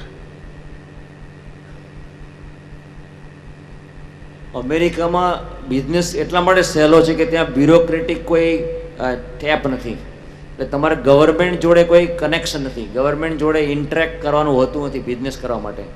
Simple તમે કોર્પોરેશન ખોલ્યા પછી તમે તમારા જેટલું તમારે ગ્રોથ કરવો એટલું કરી શકાય છે. અને ફેસિલિટી બી ઘણી બધી છે, banking facilities, easy to run the business. એવું નથી માનતો કે ઇન્ડિયામાં ડિફિકલ્ટ છે. આઈ થિંક આપણા મોદી ગવર્મેન્ટની સરકાર પછી તો ઘણું અહીંયા પણ ઘણું સરળ થયું છે. અને ગ્રોથ અહીંયા પણ એટલો જ વધે છે. પણ ત્યાંનો ફોકસ એવો છે કે business to grow, it's the government is not interfering about every single details or the steps, so that is the best part we have. I can say corruption નથી અહીંયા આગળ બી. હવે એના ઉપર આપણી સરકાર બહુ સારું કામ કરી રહી છે અને જ્યાં જ્યાં બી હમણાં બી કોઈ નાની મોટી 2-3 વસ્તુને મેં જોઈ તો એમાં બી એવું થયું કે જ્યાં કરપ્શન આવતું હતું ને એ કરપ્શનની જગ્યા જ જતી રહી, ઓનલાઈન થઈ ગયું કે જ્યાં એવું છે નહીં કે જેથી કરપ્શનને ક્યાંય કોઈ વસ્તુ રહે, રાઈટ? તો મને એવું લાગે છે કે ટૂંક સમયમાં આપણા ત્યાં બી આ બધું કરપ્શનની ને બીજી ત્રીજી વસ્તુ જે નીકળી જશે અને આપણે બી અહીંયા બી એ જ રીતે એકદમ ઇઝીલી બિઝનેસ કરી શકીશું. એક તમને સવાલ કરું. વાત અમારા ફેડરેશન ઓફ ઇન્ડિયન એસોસિએશન તરફથી એ કહી શકું કે કોઈ પણ ઇન્ડિયામાંથી કોઈને પણ બિઝનેસ કરવો હોય, કોઈને હેલ્પની જરૂર હોય તો definitely contact us. We are always helping to the people. That is our goal. So anyone wants to come, please contact us at Federation of Indian Association and we are ready to help. Likewise, Federation of Gujarati Association as well, and as the president of Gujarati Samaj of Kansas City, always કોઈ પણ ગુજરાતી આવે અને ગુજરાતીને ક્યાંય કોઈ પણ જાતની help જોઈતી હોય તો I am always there. અને કદાચ આનાથી સારું મંચ આ જાહેરાત માટે કોઈ ના હોઈ શકે. તમે 4 ટેમ્પલ બાંધ્યા અને તમે એક મહાત્મા ગાંધી સેન્ટર ખોલ્યું, એની પાછળની શું સ્ટોરી છે? What is your inspiration? My inspiration is to give back to the country, give back the country, that country give me, the flourish me. Temple to build in those days was something, our community was very small and worship temples and everything was not there in those days. And it gave me the opportunity to build some of the temples. Southern India, like a Tirupati Balaji, I built Vaishnav, our Lord Srinathji temple in Vrajdham, which is the largest temple in our country. And then I end up with doing one of the Mahatma Gandhi Center. And this 2 temple I built on a Swaminarayan temple also. Community, I give so many things back and I'm pretty much, I love the community actually. I'm working with the community, spend my time, I'm enjoying to helping people, and that's my nature. Thank you so much કેનીભાઈ. દેવભાઈ, આપ અમારી સાથે જોડાયા, આટલો સરસ સંવાદ કર્યો, વિચારોનું આદાન પ્રદાન કર્યું, ત્યાં વસતા ગુજરાતી શું કરી રહ્યા છે એની પણ અહીંયા અમને માહિતી મળી, ભાળ મળી, તે બદલ આપનો ખૂબ ખૂબ આભાર. તમારો પણ ખૂબ ખૂબ આભાર સુનિલભાઈ, તમે આટલું સરસ મોડરેટ કર્યું, તમારા અનુભવોનો પણ અમને લાભ મળ્યો. Thank you so much. Thank you both of you, and thank you to Ayana and TV9. Sunilbhai Nayak is our good friend, and to invite us to come into this big munch. This is one of the best initiative that he has done as all the global Gujarati to bring it together. So I really wanted to thank you and thank you TV9 also. આપણા એક panellist હતા દિલીપભાઈ મહેતા, એ ત્યાં બેઠા છે, મસ્કટના છે, પણ એણે કીધું કે એને એ બોલતા નથી અને બહુ શરમાય છે. એટલે from the stadium, from the stage, we also say thank you very much Dilip bhai for giving us a support in physical terms. Thank you so much. Thank you Sunil bhai, thank you. Thank you.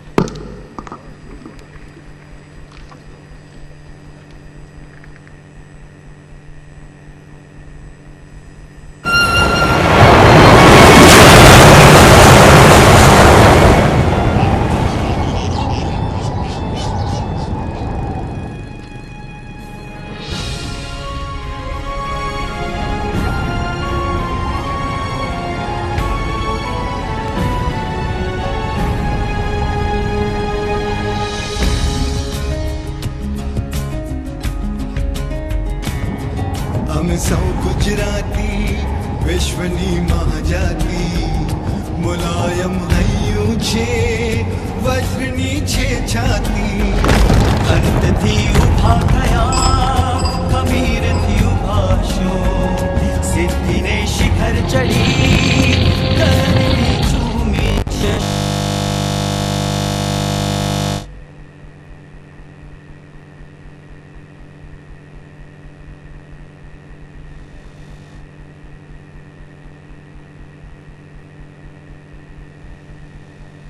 તો વેપાર વિશ્વમાં તો ફટકાબાજી કરતા જે મહાનુભાવો છે એને તો આપણે મળી લીધું, એમના વિચારો જાણી લીધા, પણ હવે જેનો ભારતમાં કે ગુજરાતમાં ક્રેઝ છે, એક અલગ જ લેવલની જેની ચાહના છે, તેવા ક્રિકેટ વિશ્વના ચેતેશ્વર પુજારા, કે જેને કોઈ પરિચયની જરૂર નથી, તે આપણી સમક્ષ આવી ગયા છે. અને થોડી જ વારમાં તેમની સાથે પણ એક અલગ પ્રકારનો સંવાદ થશે અને એ ફટકાબાજી પણ માણવા જેવી હશે. તો ચેતેશ્વર પુજારાનું ખૂબ ખૂબ સ્વાગત પ્રવાસી ગુજરાતી પર્વ 2022માં. એકવાર ફરીથી તાળીઓના ગડગડાટ સાથે એમને વધાવી લઈએ. અને બહુ સમય નથી બગાડવો, આપણે નેક્સ્ટ સેશનની શરૂઆત કરીએ. આ સેશનને મોડરેટ કરશે જાણીતા આરજે ધ્વનિત. તેમને પણ હું મંચ પર આમંત્રિત કરીશ અને જલ્દીથી આ સેશનની શરૂઆત કરીએ અને સરસ મજાનો સંવાદ માણીએ.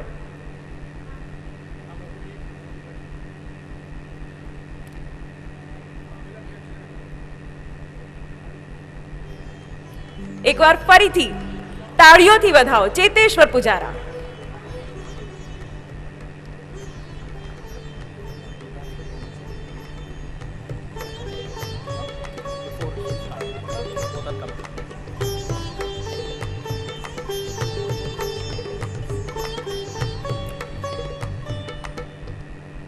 હું બરુણદાસ સર અને હેમંત સરને મંચ પર બોલાવવા માંગીશ.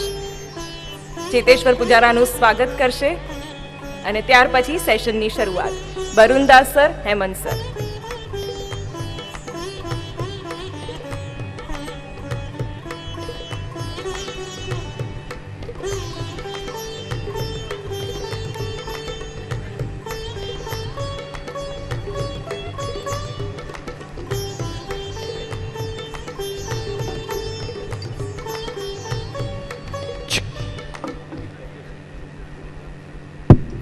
તાળીઓ બંધ ના થવી જોઈએ.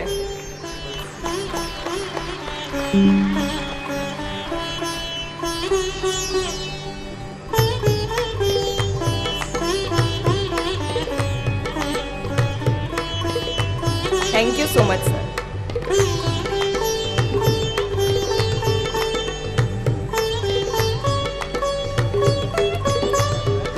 આરજે ધ્વનિતનું પણ ફેલિસિટેશન.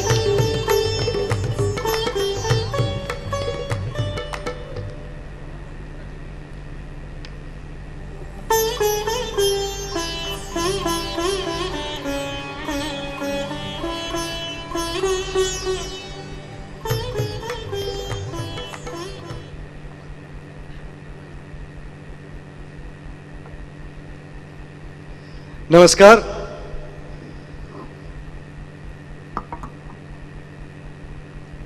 ફટકાબાજી કરીશું કે ઠીચુક ઠીચુક રમીશું? ફટકાબાજી. Thank you Ajaybhai. ચેતેશ્વર, આપ એવા શહેરમાંથી આવો છો કે જ્યાં ગાંધીજીનું શિક્ષણ, જે પ્રાથમિક શિક્ષણ હતું, તેઓ ત્યાં ભણ્યા, એમનો અભ્યાસ થયો. અને હવે આપણે એવા શહેરમાં છીએ કે જ્યાં ગાંધીજીએ ભારતને આઝાદી અપાવવા માટે જે પણ સંકલ્પો કર્યા, એ સંકલ્પો પૂર્ણ કરવા માટે એમના જે સહયોગીઓ હતા, એ સહયોગીઓની સાથે એમણે અહીંથી દાંડી યાત્રાની શરૂઆત કરી હતી. હું હમણાં જ આપના શહેરમાં જઈને આવ્યો, રાજકોટ, અને ત્યાં ખૂબ સુંદર મ્યુઝિયમ છે. મહાત્મા ગાંધીની જે આલ્ફ્રેડ હાઈસ્કૂલ જે છે, ત્યાં બહુ જ સુંદર મ્યુઝિયમ ત્યાં બનાવવામાં આવ્યું છે. અને અમદાવાદમાં પણ ગાંધીજીના ઘણા બધા સ્મારકો આપણે એ ભૂમિમાં છે. તો તમે એ શહેરમાં રહ્યા છો કે જ્યાં કબા ગાંધીનો ડેલો છે, જ્યાં ગાંધીજીનું બાળપણ વીત્યું હોય. આપે ક્યારે એ મ્યુઝિયમની મુલાકાત લીધી? આપની દીકરીને બતાવ્યું છે કે આપે ક્યારે મહાત્મા ગાંધીના કોઈ સ્મારકને જોવા માટે દીકરીને, પરિવારને લઈ ગયા હો? સૌપ્રથમ very good evening to everyone. બિલકુલ, જ્યારે હું નાનો હતો ત્યારે આલ્ફ્રેડ હાઈસ્કૂલની મારી વિઝિટ રહી છે. અને ત્યારબાદ અત્યારે તો પણ ઘણા એમાં સુધારા આવ્યા છે. મારી દીકરીને લઈ જવાનું હજી બાકી છે. ડેફિનેટલી હું એને ત્યાં લઈ જવા માગીશ. અને જે કહી શકાય કે આપણા એક દેશના બહુ મોટા મહાન પુરુષ કે જેમનામાંથી આપણને ઘણી બધી પ્રેરણા મળે છે, એમના જીવન ચરિત્રમાંથી ઘણું શીખવા મળે છે. તો એમની આત્મકથા પણ મેં વાંચેલી છે અને એમના જીવનમાંથી ઘણી પ્રેરણા મેળવેલી છે મેં. તો ગાંધીજી આપણી વૈશ્વિક ઓળખનો એક સૌથી મહત્વપૂર્ણ અગ્રેસર ભાગ. એવી જ રીતે આપણી બીજી જે વૈશ્વિક ઓળખો છે, આપ દેશાવરમાં ફર્યા છો ક્રિકેટ રમવા માટે, તો જ્યારે વિદેશમાં ગયા હો ત્યારે કઈ ગુજરાતી ઓળખ એ તમારી સુધી પહોંચી હોય અને તમને એમ થયું અહીંયા મને મારું ગુજરાત જડી ગયું, અમેરિકામાં મળી ગયું, સાઉથ આફ્રિકામાં મળી ગયું, ઓસ્ટ્રેલિયામાં મળી ગયું, ક્યાં તમને ગુજરાત મળ્યું છે? સાવ સાચું કહું તો એક પણ દેશ એવો નથી કે જ્યાં મને ગુજરાતીની મુલાકાત ના થઈ હોય. તો ગુજરાતી આપણી જે કમ્યુનિટી છે એ દરેક દેશમાં છે, અને ખાસ કરીને હું ક્રિકેટ રમવા જ્યારે જતો તો બહુ જ ખુશી થાય કે ગુજરાતના લોકોને મળવાની. ખાસ કરીને જ્યારે આપણે વિદેશ જતા હોય ત્યારે એટલા બધા ગુજરાતીને મળવાનું ન થતું હોય, પણ જ્યારે પણ એમની મુલાકાત થાય અને એમ કે અમે ગુજરાતના છીએ, હું રાજકોટનો છું તો ઘણા લોકો રાજકોટના મળતા હોય તો મને કહે કે હું રાજકોટથી અહીંયા શિફ્ટ થયો છું, આટલા વર્ષોથી અહીંયા રહું છું. તો એક પ્રાઉડ ફિલિંગ થાય. જે રીતે બધા ઇવન દેશની બહારે આપણા ગુજરાતી લોકોનો જે પ્રોગ્રેસ થયો છે, ઘણા બધા ક્ષેત્રમાં બધા આગળ આવ્યા છે, તો એ એક પ્રાઉડ મુમેન્ટ મારા માટે પણ છે. કારણ કે હું એઝ અ ક્રિકેટર જાઉં છું, પણ ત્યાં જે સપોર્ટ ભારતીય ટીમને મળે છે એ ઘણીવાર અમુક કન્ટ્રીઝમાં લોકલ ટીમ કરતાં ઇન્ડિયન ટીમને વધારે સપોર્ટ મળતો હોય છે. ગુજરાતીઓની ખાસ વાત એ કે પેરિસમાં પાત્રા અને વેનિસમાં પણ વેડમી ખાઈ શકે, કાં તો શોધી કાઢે કાં તો જાતે બનાવે. તો વિદેશમાં ગુજરાતી ભોજનનો સ્વાદ તમને ક્યાં ક્યાં માણવા મળ્યો છે અને કયું યાદગાર હતું? કોઈ કિસ્સો હોય, કોઈ ભાઈ અહીંયા આવું આ ખમણ ખાતા હતા આ જગ્યાએ બહુ યાદગાર, એવું કંઈક? મારે ક્રિકેટ રમવાનું એટલે ડાયટનું તો થોડું ધ્યાન રાખવું પડે, તો બધું ગુજરાતી આઈટમ ન ખાઈ શકાય. પણ અલગ અલગ દેશમાં જવાનું થતું હોય તો જ્યારે પણ ક્યાંય પણ ગુજરાતી ખાવાનું મળી જાય, ઘણીવાર મારા અક્વેન્ટન્સ અને રિલેટિવ્સ છે તો એમને ત્યાં એમની ઘરે ઘણીવાર જતો અને મહિનાઓની ટૂર હોય તો એમાં એક દિવસ જ્યારે ગુજરાતી ખાવાનું મળી જાય તો એમ થાય કે ના, ઘરથી બહુ દૂર નથી. नाइस. अगर क्रिकेट के अनुभवों के बारे में आपसे जाना जाए तो अब तो भारत की टीम में गुजरात का प्रतिनिधित्व करने वाले बहुत सारे क्रिकेटर्स हैं. तो जब आप ग्राउंड पे खेल रहे होते हैं उस वक्त कभी गुजराती में बातें होती है? क्योंकि हमने स्टंप माइक में कई बार सुना है कि कभी ऐसा होता है कि हार्दिक पांड्या और जसप्रीत बुमराह के बीच में कुछ बात हो रही है तो गुजराती में होती है, रविंद्र जडेजा कुछ गुजराती में बोल देते हैं. तो कभी आपने ग्राउंड पे गुजराती में सिग्नल लैंग्वेज कुछ किया है? कभी कॉन्वर्सेशन? सारे क्रिकेटर्स, स्पेशली जो गुजराती क्रिकेटर्स है वो आपस में गुजराती में ही बात करते हैं, और काफ़ी बार आसान भी हो जाता है क्योंकि व्हेन यू आर कम्युनिकेटिंग इन गुजराती तो जो ऑपोजिशन टीम છે એના પ્લેયરને ખબર નથી પડતી હોતી. ઘણા પ્લેયરને હિન્દી ખ્યાલ આવતો હોય છે, પણ ગુજરાતીમાં વાત કરીએ તો એમને જલ્દી ખબર ના પડે. તો કોઈ સાઇન લેંગ્વેજમાં અથવા તો કંઈ એવું કેવું હોય, બોલરને કોઈ ટિપ્સ આપવી હોય અથવા તો કોઈ બેટ્સમેન શું કરે છે સ્ટ્રેટેજીની વાત કરવી હોય તો ઘણીવાર ગુજરાતીમાં ચર્ચા થતી હોય છે. Which is that one line that you use often on ground in Gujarati? Is there a line like Nayan Mongia used to say "aiga" in Marathi? Is there a phrase? ના, કોઈ સ્પેસિફિક એવી line નથી, પણ જેમ મેં કીધું એમ કે કોઈ એવું સિગ્નલ કરવાની જરૂર અથવા તો એમ કોઈને કહેવું હોય કે યોર્કર નાખી શકે છે અથવા તો બાઉન્સર નાખી શકે છે તો ગુજરાતીમાં વાત કરી હોય તો બેટ્સમેનને જલ્દી સમજાતું નથી. ગાયગા. યસ, બિલકુલ. ऑलराइट. सो हमारे गुजरात में एक वक्त ऐसा था जब गुजरात की जो प्रजा है वो बिजनेस के लिए, साहस के लिए, औद्योगिक साहस के लिए, एंटरप्रेन्योरशिप के लिए जानी जाती थी, अभी भी जानी जाती है. लेकिन अब जाके ऐसा वातावरण आया है जब गुजरातियों ने स्पोर्ट्स में भी नाम कमाया है. अब एक वातावरण खड़ा हुआ है, अब एक पूरी तरह से माहौल एक पैदा हुआ है. तो गुजरात में ये जो बदलाव आया है पिछले कुछ दशकों में, उसके बारे में आप क्या कहेंगे? बिल्कुल, सिर्फ क्रिकेट में नहीं, अगर हम सारे स्पोर्ट्स की बात करें तो गुजरात से अलग अलग स्पोर्ट्स में काफ़ी एथलीट्स है वो प्रोग्रेस कर रहे हैं, अपने फील्ड में काफ़ी अच्छा प्रदर्शन करते आ रहे हैं. तो इंफ्रास्ट्रक्चर आई थिंक काफ़ी इम्प्रूव हुआ है. अगर मैं सिर्फ क्रिकेट की बात करूँ तो इवन क्रिकेट में भी जब मैंने शुरुआत की थी और अभी जो इंफ्रास्ट्रक्चर है उसमें काफ़ी फ़र्क है. बड़े बड़े स्टेडियम्स आ गए. ख़ास करके मैंने जब शुरुआत की थी तो टर्फ विकेट पे प्रैक्टिस करना बहुत मुश्किल होता था, बट अभी बहुत जगह पे लोकली टर्फ क्रिकेट अवेलेबल है और वहाँ पर बच्चे प्रैक्टिस कर सकते हैं. तो इंफ्रास्ट्रक्चर काफ़ी डेवलप हुआ है और एक अपॉर्चुनिटी आई थिंक पहले ऐसा था कि गुजरात से एथलीट्स ज़्यादा नहीं आते थे, बट आजकल अगर हम देखें तो सारे फील्ड में people have that believe that Gujaratis can also progress and not just in business. Yes, business में तो बहुत अच्छा करते ही आ रहे हैं काफ़ी सालों से, बट खास करके स्पोर्ट्स में काफ़ी बदलाव आया है पिछले 5 से 10 साल में. डेफिनेटली यहाँ पर खेल महाकुंभ की शुरुआत राज्य स्तर पे हुई और आज हम इस दौर में हैं कि जहाँ पर नेशनल गेम्स भी गुजरात में खेले जा रहे हैं. तो ये बहुत बड़ी बात है, बहुत ही प्रेरणादायी बात है. बिल्कुल. और वहाँ पर इस इवन मैंने न्यूज़ में अभी पढ़ा कि स्विमिंग में bronze medal, one of the players from the Gujarat team one the bronze medal. तो नेशनल गेम्स गुजरात में हो रही है और वहाँ पर गुजरातीज़ का प्रदर्शन भी काफ़ी अच्छा हो रहा है. So it's a proud moment for all the Gujaratis and जैसे जैसे प्रदर्शन अच्छा होते जा रहा है मुझे लग रहा है कि आगे फ्यूचर बहुत ही ब्राइट है. इवन ड्यूरिंग ओलंपिक्स हमारे गुजराती खिलाड़ियों ने बहुत अच्छा परफॉर्म किया, जो कि हमारे लिए बहुत बड़ा माइलस्टोन है. इस साल के लिए बहुत बड़ा माइलस्टोन है कि हमारे खिलाड़ी इंटरनेशनल लेवल पे भी खेल रहे हैं. बिल्कुल. और जब कोई अच्छा प्रदर्शन करता है तो उससे काफ़ी इंस्पिरेशन मिलता है, क्योंकि आप कोई भी फील्ड देखें तो अगर आपके पास एक रोल मॉडल है तो आपको एक आत्मविश्वास मिलता है कि वो प्लेयर अगर अच्छा कर सकता है तो मैं भी कर सकता हूँ. तो अभी की जो यंग जनरेशन है उनके पास एक रोल मॉडल है कि जिनको वो देख के कोई भी फील्ड में, मतलब स्पोर्ट्स, बिजनेस, अगर गुजरातीज़ की बात करें तो सारे फील्ड में अभी गुजरातीज़ आ गए, तो they have an inspiration to look up to. Who is your role model? जब मैं बड़ा हो रहा था तभी मैंने राहुल द्रविड़, सचिन तेंदुलकर और सौरव गांगुली को काफ़ी देखा था खेलते हुए. So those 3 are my role models. तो ये सवाल पूछने की वजह यह है चेतेश्वर कि आपने जब क्रिकेट खेलना शुरू किया उस वक्त गुजरात में ऐसे कोई खिलाड़ी ज़्यादा नहीं थे जिन्होंने इंटरनेशनली या नेशनली बहुत बड़ा नाम कमाया हो और आपको लगे कि गुजरात में एक वातावरण है जिससे मैं आगे बढ़ सकता हूँ. तो किस चीज़ ने आपको प्रेरणा दी? क्योंकि उस वक्त तो इंफ्रास्ट्रक्चर भी ऐसा नहीं था जब आप बचपन में थे.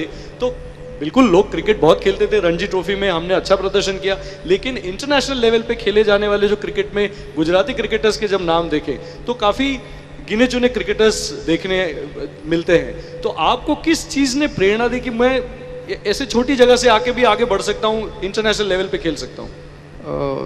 मेरे पापा क्रिकेट खेले हुए हैं तो उन्होंने मुझे बचपन से कोचिंग किया है. सो सबसे पहले सबसे बड़ा मेरा इंस्पिरेशन मेरे पापा थे, क्योंकि उन्होंने मुझे बताया कि अगर आपको क्रिकेट खेलना है तो you will need that commitment.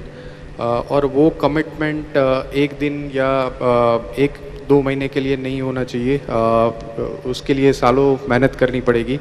और अगर आप छोटे स्टेट से बिलोंग करते हो तो आपको थोड़ा और हार्ड वर्क करना पड़ेगा.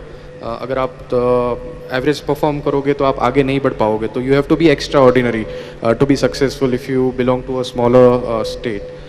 तो तभी मैं सौराष्ट्र से क्रिकेट खेलता हूँ, तो तभी सौराष्ट्र की क्रिकेट टीम इतनी स्ट्रॉन्ग नहीं थी, तो हमारे पास इतने ज़्यादा रोल मॉडल नहीं थे.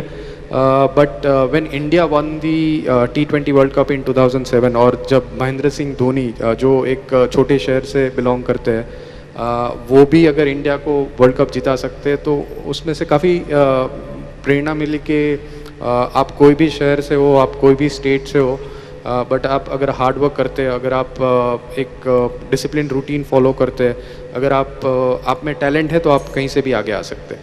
एब्सोल्युटली. और चेतेश्वर, जब ये मौका मिला है तो I wanted to personally congratulate you on your performances during 2018. Australia में जिस तरीके से आपने खेला, पिछले डेकेड में आपका परफॉर्मेंस फिनोमिनल रहा है, लेकिन पर्टिकुलरली 2018 और 2020 में भारत ने ऑस्ट्रेलिया के सामने जो प्रदर्शन किया उसमें जो हमें सक्सेस मिली उसमें आपका बहुत बड़ा योगदान है. तो आपने नींव के पत्थर का काम किया उसमें, तो congratulations to you. Thank you. और अब થોડા ગુજરાતી એક और बात कर लेते हैं. તમારા ઘરમાં ગુજરાતીપણું કેવી રીતે છલકાય છે? કારણ કે દરેક ઘર કંઈક બોલતું હોય, દરેક ઘર કંઈક બોલતું હોય, તો તમારું ઘર જે છે એમાં ગુજરાતીપણું કેવી રીતે વર્તાય છે? ગુજરાતી સંસ્કૃતિ ક્યાં ઝળકે છે? સાવ સાચું કહું તો મારી ડોટરમાં, કારણ કે અત્યારે આપણે યંગ જનરેશન જોઈએ તો યસ, ઇંગ્લિશ શીખવું બહુ જ જરૂરી છે. It's an international language. પણ સાથે સાથે ગુજરાતી જે લેંગ્વેજ છે, જે આપણી માતૃભાષા કહેવાય, એ પણ આવડવી ખૂબ જ જરૂરી છે. અને મારા ફાધર, મારા ઇનલોઝ બધાએ અમે વી એન્શ્યોર્ડ કે મારી ડોટર છે એ ગુજરાતી પહેલાં શીખે અને પછી ઇંગ્લિશ કે બીજી બધી લેંગ્વેજ છે એ શીખે.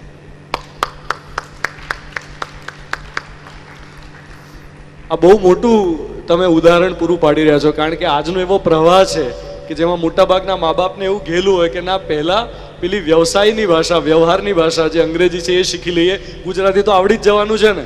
આવો એક અપ્રોચ હોય છે, એની જગ્યાએ તમારો અપ્રોચ બહુ પ્રશંસનીય છે. Thank you very much. અને મારી ડોટરને પણ શી ફીલ્સ પ્રાઉડ કે જ્યારે પણ એ ગુજરાતીમાં વાત કરતી હોય, કારણ કે સ્કૂલમાં અને ઇંગ્લિશ મીડિયમ સ્કૂલ હોય તો સ્કૂલમાં પણ અંગ્રેજીમાં વાત કરવાની હોય છે, પણ ઘર છે અથવા તો અમે બહાર ટ્રાવેલ કરતા હોય તો જ્યારે પણ એને ગુજરાતીમાં વાત કરવાની આવે તો એ ક્યારેય શરમાતી નથી અને ઉલટાનું વધારે ખુલીને વાત કરે છે. વાહ. હવે મારા ઘરમાં ફર્નિચરમાં તો એક હિંચકો છે જે ગુજરાતીપણું છલકાવે છે. તમારા ઘરમાં ખરો કે નહીં? મારા ઘરમાં હિંચકો નથી.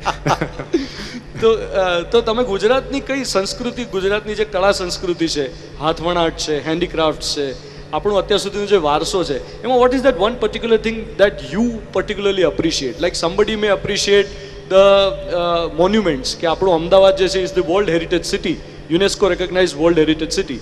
or somebody may appreciate Patanna Patola, somebody may appreciate something else, say tribal food. What do you appreciate about Gujarat? I think સૌથી મોટી શીખ મારા જીવનમાં જે મેળવી છે મેં એ મહાત્મા ગાંધીજીની છે, કે જે સિમ્પ્લિસિટી. આઈ થિંક ગુજરાતના લોકો બહુ સિમ્પલ હોય છે. તમે ઘણીવાર જુઓ તો તમને ખ્યાલ ના આવે કે કેટલી મોટી હસ્તી છે, પણ જ્યારે એમનામાં જે સાદગી છે, એમનામાં જે નોલેજ છે, પણ એ જ્યારે તમે વાત કરો ત્યારે તમને ખ્યાલ આવે છે, એમને જોઈને ખ્યાલ નથી આવતો. તો જે સિમ્પ્લિસિટી છે એ મને મારા જીવનમાં મેં શીખી છે અને એ મારા ખ્યાલથી ખૂબ મહત્ત્વની છે, કારણ કે આપણે અત્યારે મોડર્ન જનરેશન જોઈએ તો શો ઓફનો એક જમાનો છે, પણ ગુજરાતીઓમાં એક સિમ્પ્લિસિટી છે અને એ સિમ્પ્લિસિટીથી આઈ થિંક જીવનમાં ઘણું બધું શીખવા મળે છે. જો તમારી પર્સનાલિટી સિમ્પલ હોય, તમે એક સરળ વ્યક્તિ હો, તો સામેવાળી વ્યક્તિને તમારી સાથે વાત કરવાની મજા આવે છે. તમારું જે નેચર છે એ બહુ બધી વસ્તુ દર્શાવે છે. અને આઈ થિંક કોઈ પણ ગુજરાતી હું જેની સાથે મેં ઇન્ટરેક્શન કર્યું છે, most of the Gujaratis are very simple. I have seen this from very close quarters. Both of us were very fortunate that we were the state emissaries for the Election Commission of India.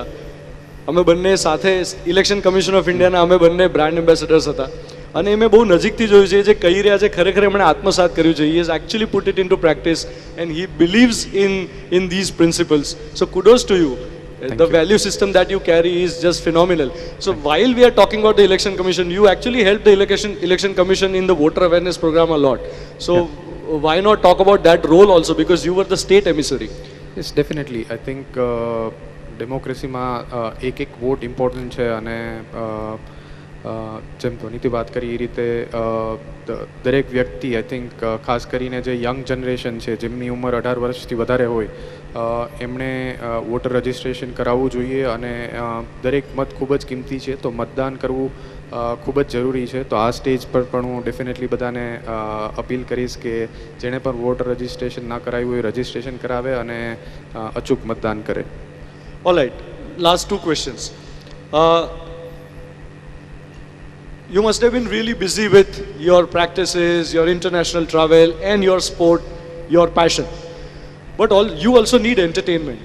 એટલે તમે જ્યારે unwind થતા હો, તમે જ્યારે relax થતા હો, जब आप अपने जोन में हैं, तो कोई गुजराती मनोरंजन आप पसंद करते हैं? चाहे ये रीडिंग भी हो सकता है, चाहे कोई प्ले भी हो सकता है, चाहे कोई गुजराती गाने भी हो सकते हैं, चाहे फिल्में भी हो सकती है, या कुछ ऐसी चीज़ें जो गुजराती कल्चर के बारे में जो आप अपने निजी समय में उसमें थोड़ा टाइम इन्वेस्ट करते हैं, ऐसा कुछ?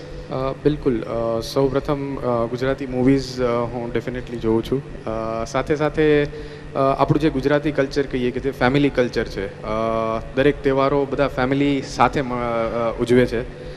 મારે ઘણું બધું ટ્રાવેલિંગ રહે છે, એટલે દરેક ફેસ્ટિવલમાં હું ઘરે નથી હોતો, પણ જ્યારે પણ હું ઘરે હોઉં છું ત્યારે હું એવું ઈચ્છું છું કે અમારું ફેમિલી અને એક્સટેન્ડેડ ફેમિલી, લકીલી મારા ઇનલોઝ રાજકોટમાં છે, મારા અંકલ આંટી બધા રાજકોટમાં હોય છે, તો અમે મોસ્ટ ઓફ ધ ટાઈમ્સ ફેસ્ટિવલ્સમાં ગેટ ટુગેધર છે એ ફેમિલીનો સાથે જ હોય છે. તો એક ફેમિલી કલ્ચર, બધા ફેસ્ટિવલ સાથે ઉજવવા એ હજી પણ જ્યારે પણ પોસિબલ હોય છે ત્યારે અમે જાળવી રાખીએ છીએ. So which is your favourite festival? Diwali આવી રહી છે તો અત્યારે તો દિવાળી જ કહીશ ડેફિનેટલી. તો આપ ગરબા કરતે हैं या कभी? नहीं, गरबा જોવા જઈ सकूं, बाकी गरबा रमता મને નથી આવડતું. आप जब बैटिंग करते हैं तो बॉलर गरबा करते हैं. तो आपने कहा कि आप गुजराती फिल्में भी देखते हैं, तो कोई गाना फेवरेट है या कोई फिल्म फेवरेट है? नहीं, देखिए कोई एक पर्टिकुलर लेकिन यस बिल्कुल. तो फ्लाइट में जब होते हैं तब कैसी फिल्में गुजराती प्रेफर करते हैं या फिर? दोनों. ऐसा नहीं है कि सिर्फ गुजराती मूवीज़ ही देखता हूँ, मैं बॉलीवुड मूवीज़ भी देखता हूँ. अभी तो नेटफ्लिक्स भी आ गया तो थोड़े टीवी शोज़ भी देखता हूँ. But yes, I mean I don't miss out on anything, जो भी, क्योंकि इतना ट्रैवलिंग होता है तो जब ट्रैवल करना होता है तभी जब टाइम रहता है तो Gujarati movies, Bollywood movies, TV shows देखता हूँ. तो लास्ट क्वेश्चन, क्योंकि हम प्रवासी गुजराती पर्व में हैं, तो जो भी लोग विदेश से गुजरात में आए हैं उन्हें कौन सी एक जगह पे जाने के लिए आप रेकमेंड ज़रूर करेंगे कि ये जगह आप गुजरात में ज़रूर देखें क्योंकि ये मुझे बहुत पसंद है? तो ऐसी कौन सी जगह है? आई थिंक मेरे हिसाब से गांधी जी की जो स्कूल है अल्फ्रेड हाई स्कूल राजकोट में है, तो I would definitely recommend them to visit Alfred high school. Thank you so much Cheteshwar. Cheteshwar Pujara के जोरदार तालियां हो जाए. बहुत बहुत शुक्रिया. It was really nice talking to you. आवजो वाला, फरी મળીશું.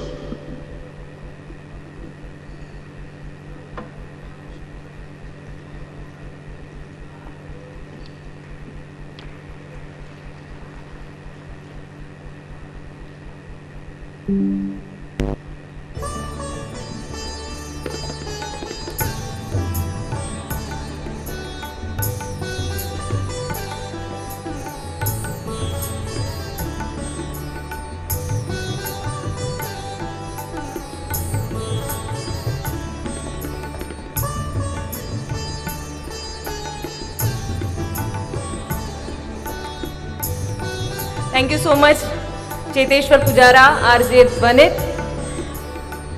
તો હવે સેશનને આગળ વધારીએ અને હવે ફરીથી સમય આવી ગયો છે સન્માનવાનો એ પ્રવાસી ગુજરાતીઓને કે જેઓએ એક મર્યાદાની બહાર નીકળીને, દેશની બહાર નીકળીને સિદ્ધિ હાંસલ કરી છે. અને એ તમામને હું અહીંયા થોડી જ વારમાં મંચ પર આમંત્રિત કરીશ.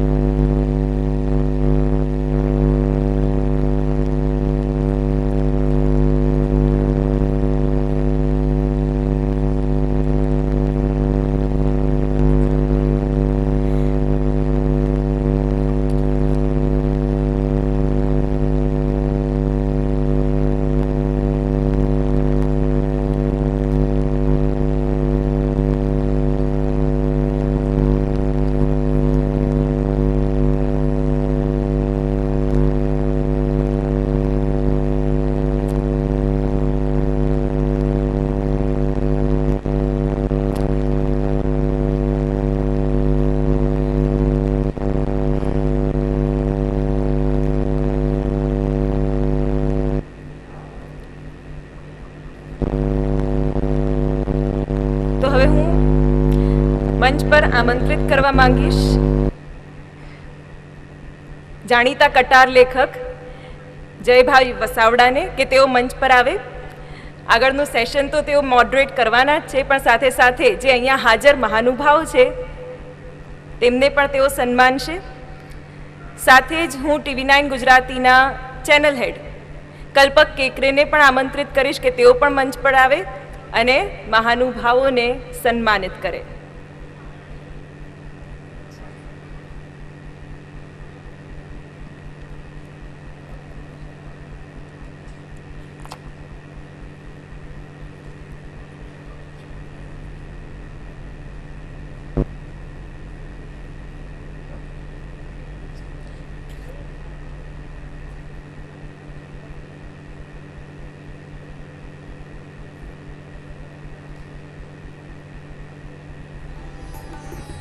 હું TV9માંથી હેમંત શર્મા સરને બોલાવીશ, તેઓ મંચ પર આવે.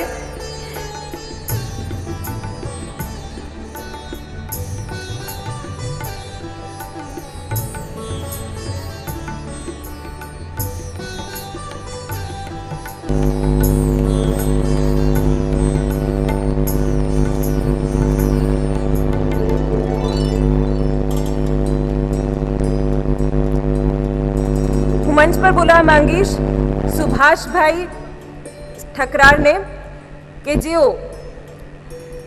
Deputy president and past chairman London chamber of commerce છે. હું જીવાભાઈ મુલેશિયાને પણ આમંત્રિત કરીશ સ્ટેજ ઉપર કે જે ઇઝરાયલમાં વસતા પહેલા ગુજરાતી છે. આ સાથે રસિકભાઈ શાહને પણ હું આમંત્રિત કરીશ મંચ પર કે જે કિબોકો ગ્રુપના ડાયરેક્ટર છે. રિઝવાન અડાતિયાને પણ હું મંચ પર બોલાવીશ, તેઓ OGR ગ્રુપના CEO છે.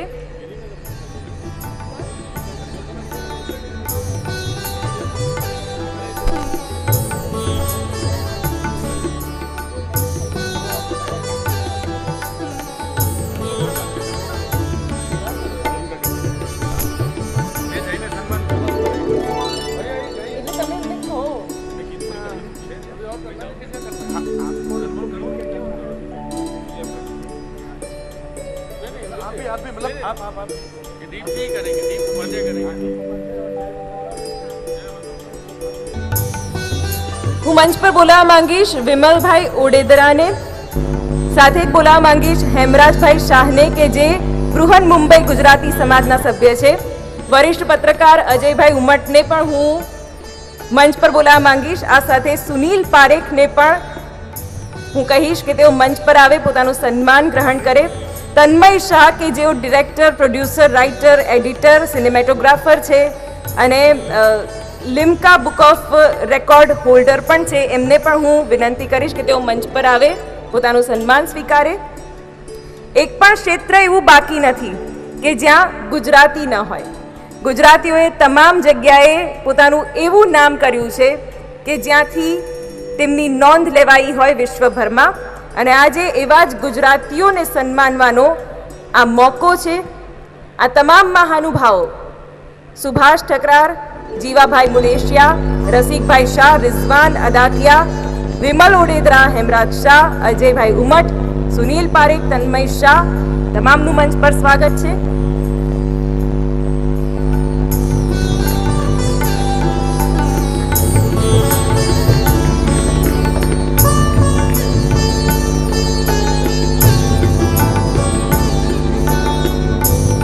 તાળીઓ બંધ ના થવી જોઈએ, પ્લીઝ ક્લેપ.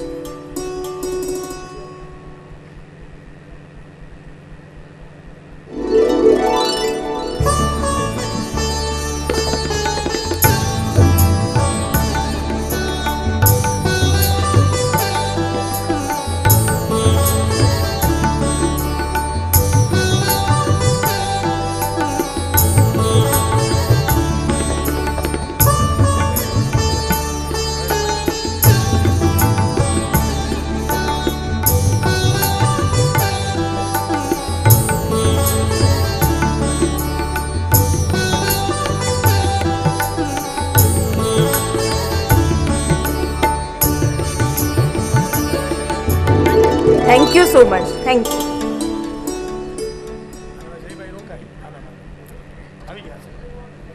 તમારે મંચ નથી છોડવાનું જયભાઈ. અને હવે નેક્સ્ટ સેશનની શરૂઆત. નેક્સ્ટ સેશન એક એવા વ્યક્તિત્વનું કે જેણે ઘરે ઘરે ગુજરાતીઓને જોતા અને સાંભળતા કર્યા.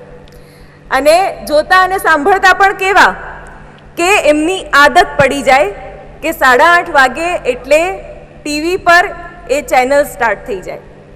અસિત કુમાર મોદીને હું હાજર રહેવા માટે વિનંતી કરીશ TV9ના આ મંચ પર. તેઓ પણ પોતાના વિચારોનું આદાન પ્રદાન કરે અને તારક મહેતા સાથે જોડાયેલી ઘણી બધી ક્યુરિયોસિટી છે એનો પણ કદાચ અંત આવે આજના સેશનમાં એવી આશા રાખીએ. જોરદાર તાળીઓ.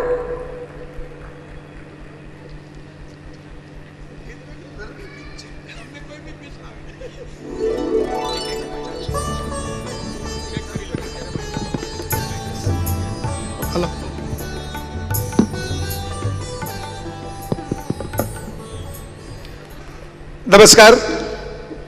બહુ સરસ મજાનું પર્વ છે. હું તો એક દશકાથી સાક્ષી છું કે ટીમ આઈના કેવી સરસ રીતે અમેરિકાની અંદર સરહદો પાર ગુજરાત અને ભારતની સંસ્કૃતિ માટે ઉત્સવો કરે છે. આ વખતે એક નવો જ ઉત્સવ, એક નવી જ પહેલ અમદાવાદમાં થઈ છે. એટલે પહેલાં તો જે મિત્રો TV9 કેના માધ્યમથી જોઈ રહ્યા છે અને જે અત્યારે પણ અહીં રસ લઈ રહ્યા છે એ બધાને હું ગુજરાતીમાં પોખણા કરું અશિતભાઈ. અને ગુજરાતની સંસ્કૃતિ, ગુજરાતી માહોલ, મૂળ તારક મહેતાની જે એક માળો અને ચાલ હતી અને ત્યાંથી આશિતભાઈ આખી એક ગોકુલધામ સોસાયટી ક્રિએટ કરી અને તારક મહેતાના ઉલ્ટા ચશ્મા જ. અલબત્ત આશિતભાઈ કંઈ ખાલી તારક મહેતાના ઉલ્ટા ચશ્માથી જ ઓળખવા જેવા વ્યક્તિ નથી. એ બહુ સારા પ્રોડ્યુસર છે. અને હમણાં જ મને વાત કરતા હતા એક જગ્યાએ ભેગા થઈ ગયેલા ત્યારે મુંબઈમાં કે હવે તો કંઈક ગુજરાતી ફિલ્મો પણ બનાવવાના છે અને હિન્દી ફિલ્મો પણ બનાવવાના છે. તો મારે સૌથી પહેલો સવાલ જે કરવાનો છે એ આશિતભાઈને એ કરવાનો છે આશિતભાઈ કે ઇટ્સ વેરી ઇન્ટરેસ્ટિંગ ને યુનિક. ભાગ્યે જ આવું થાય કે લેખકોને તો પૈસા નથી મળતા ને ક્રેડિટ નથી મળતી હોતી આપણે ત્યાં. એમાં તમે જે સિરિયલ બનાવી એ તારક મહેતા કા ઉલ્ટા ચશ્મા, એટલે જે ઓરિજિનલ રાઇટર હતા એમનું નામ સિરિયલમાં પહેલાં આવ્યું. અને એને કારણે ગુજરાતમાં તો તારકભાઈ ચિત્રલેખાના માધ્યમથી ઓળખાતા હતા, પણ પછી તો નોન ગુજરાતી લોકો પણ ઓળખવા લાગ્યા, હિન્દી ભાષી મિત્રો પણ ઓળખવા લાગ્યા અને આખી દુનિયામાં બધાને ખબર પડી તારક મહેતા નામના એક રાઇટર છે જેમણે આ કર્યું છે. આ વિચાર તમને ક્યાંથી આવ્યો લેખકને ક્રેડિટ આપવાનો? હું પણ નાનપણથી તારક મહેતાનું જે કોલમ હતી ચિત્રલેખામાં આવતી હતી દુનિયાને ઊંધા ચશ્મા, એ હું વાંચતો હતો. અને એમાં મારું ફેવરિટ કેરેક્ટર હતું રસિક સટોડિયો. કારણ કે નાના હતા, ઘરના સંસ્કાર એવા હતા કે ખુલ્લામાં ગાળો નહોતા બોલી શકતા, પેલું કાઉન્સમાં આવે, કાઉન્સમાં ગાળો આવતી હતી. અને ઓવરઓલ એ કોલમ એટલી સરસ હતી એટલા માટે મને લાગ્યું કે હું જે કોલમથી પ્રેરણા લઉં છું તો એમનું મારું નામ મારે આપવું જોઈએ અને એનાથી મારી શોભા વધશે. અને ખરેખર એનાથી આ સિરિયલને 4 ચાંદ લાગી ગયા. અને પહેલી વાર લોકોએ કીધું અરે ઓ તારક મહેતા કોણ હે? બોલા ભાઈ ઇસે તારક મહેતા કા ઉલ્ટા ચશ્મા.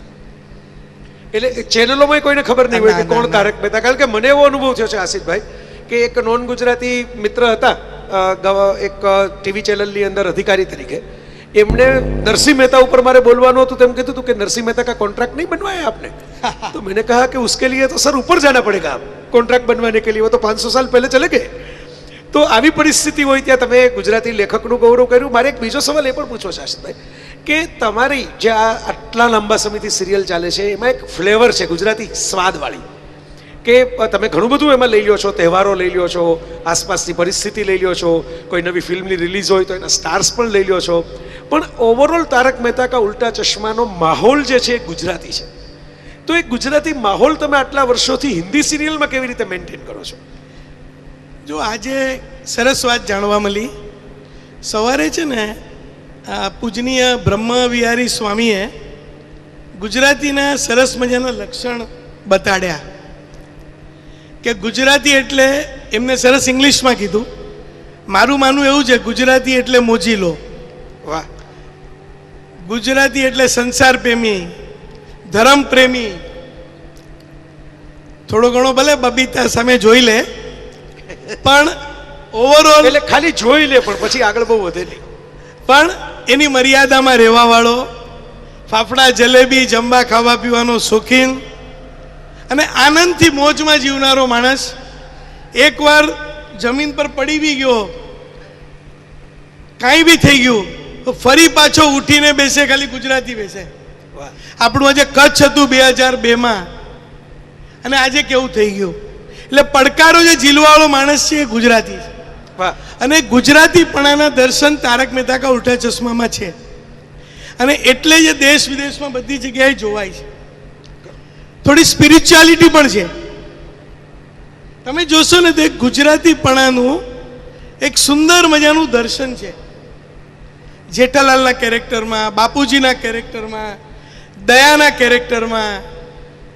ઘણા લોકો મને કે આ દયા આવી થોડી હોય. મેં તો ગુજરાતી સ્ત્રી આવી જ હોય. તમે એના ઘરે જાઓ એટલે તમને જમાડ્યા વગર છોડે નહીં.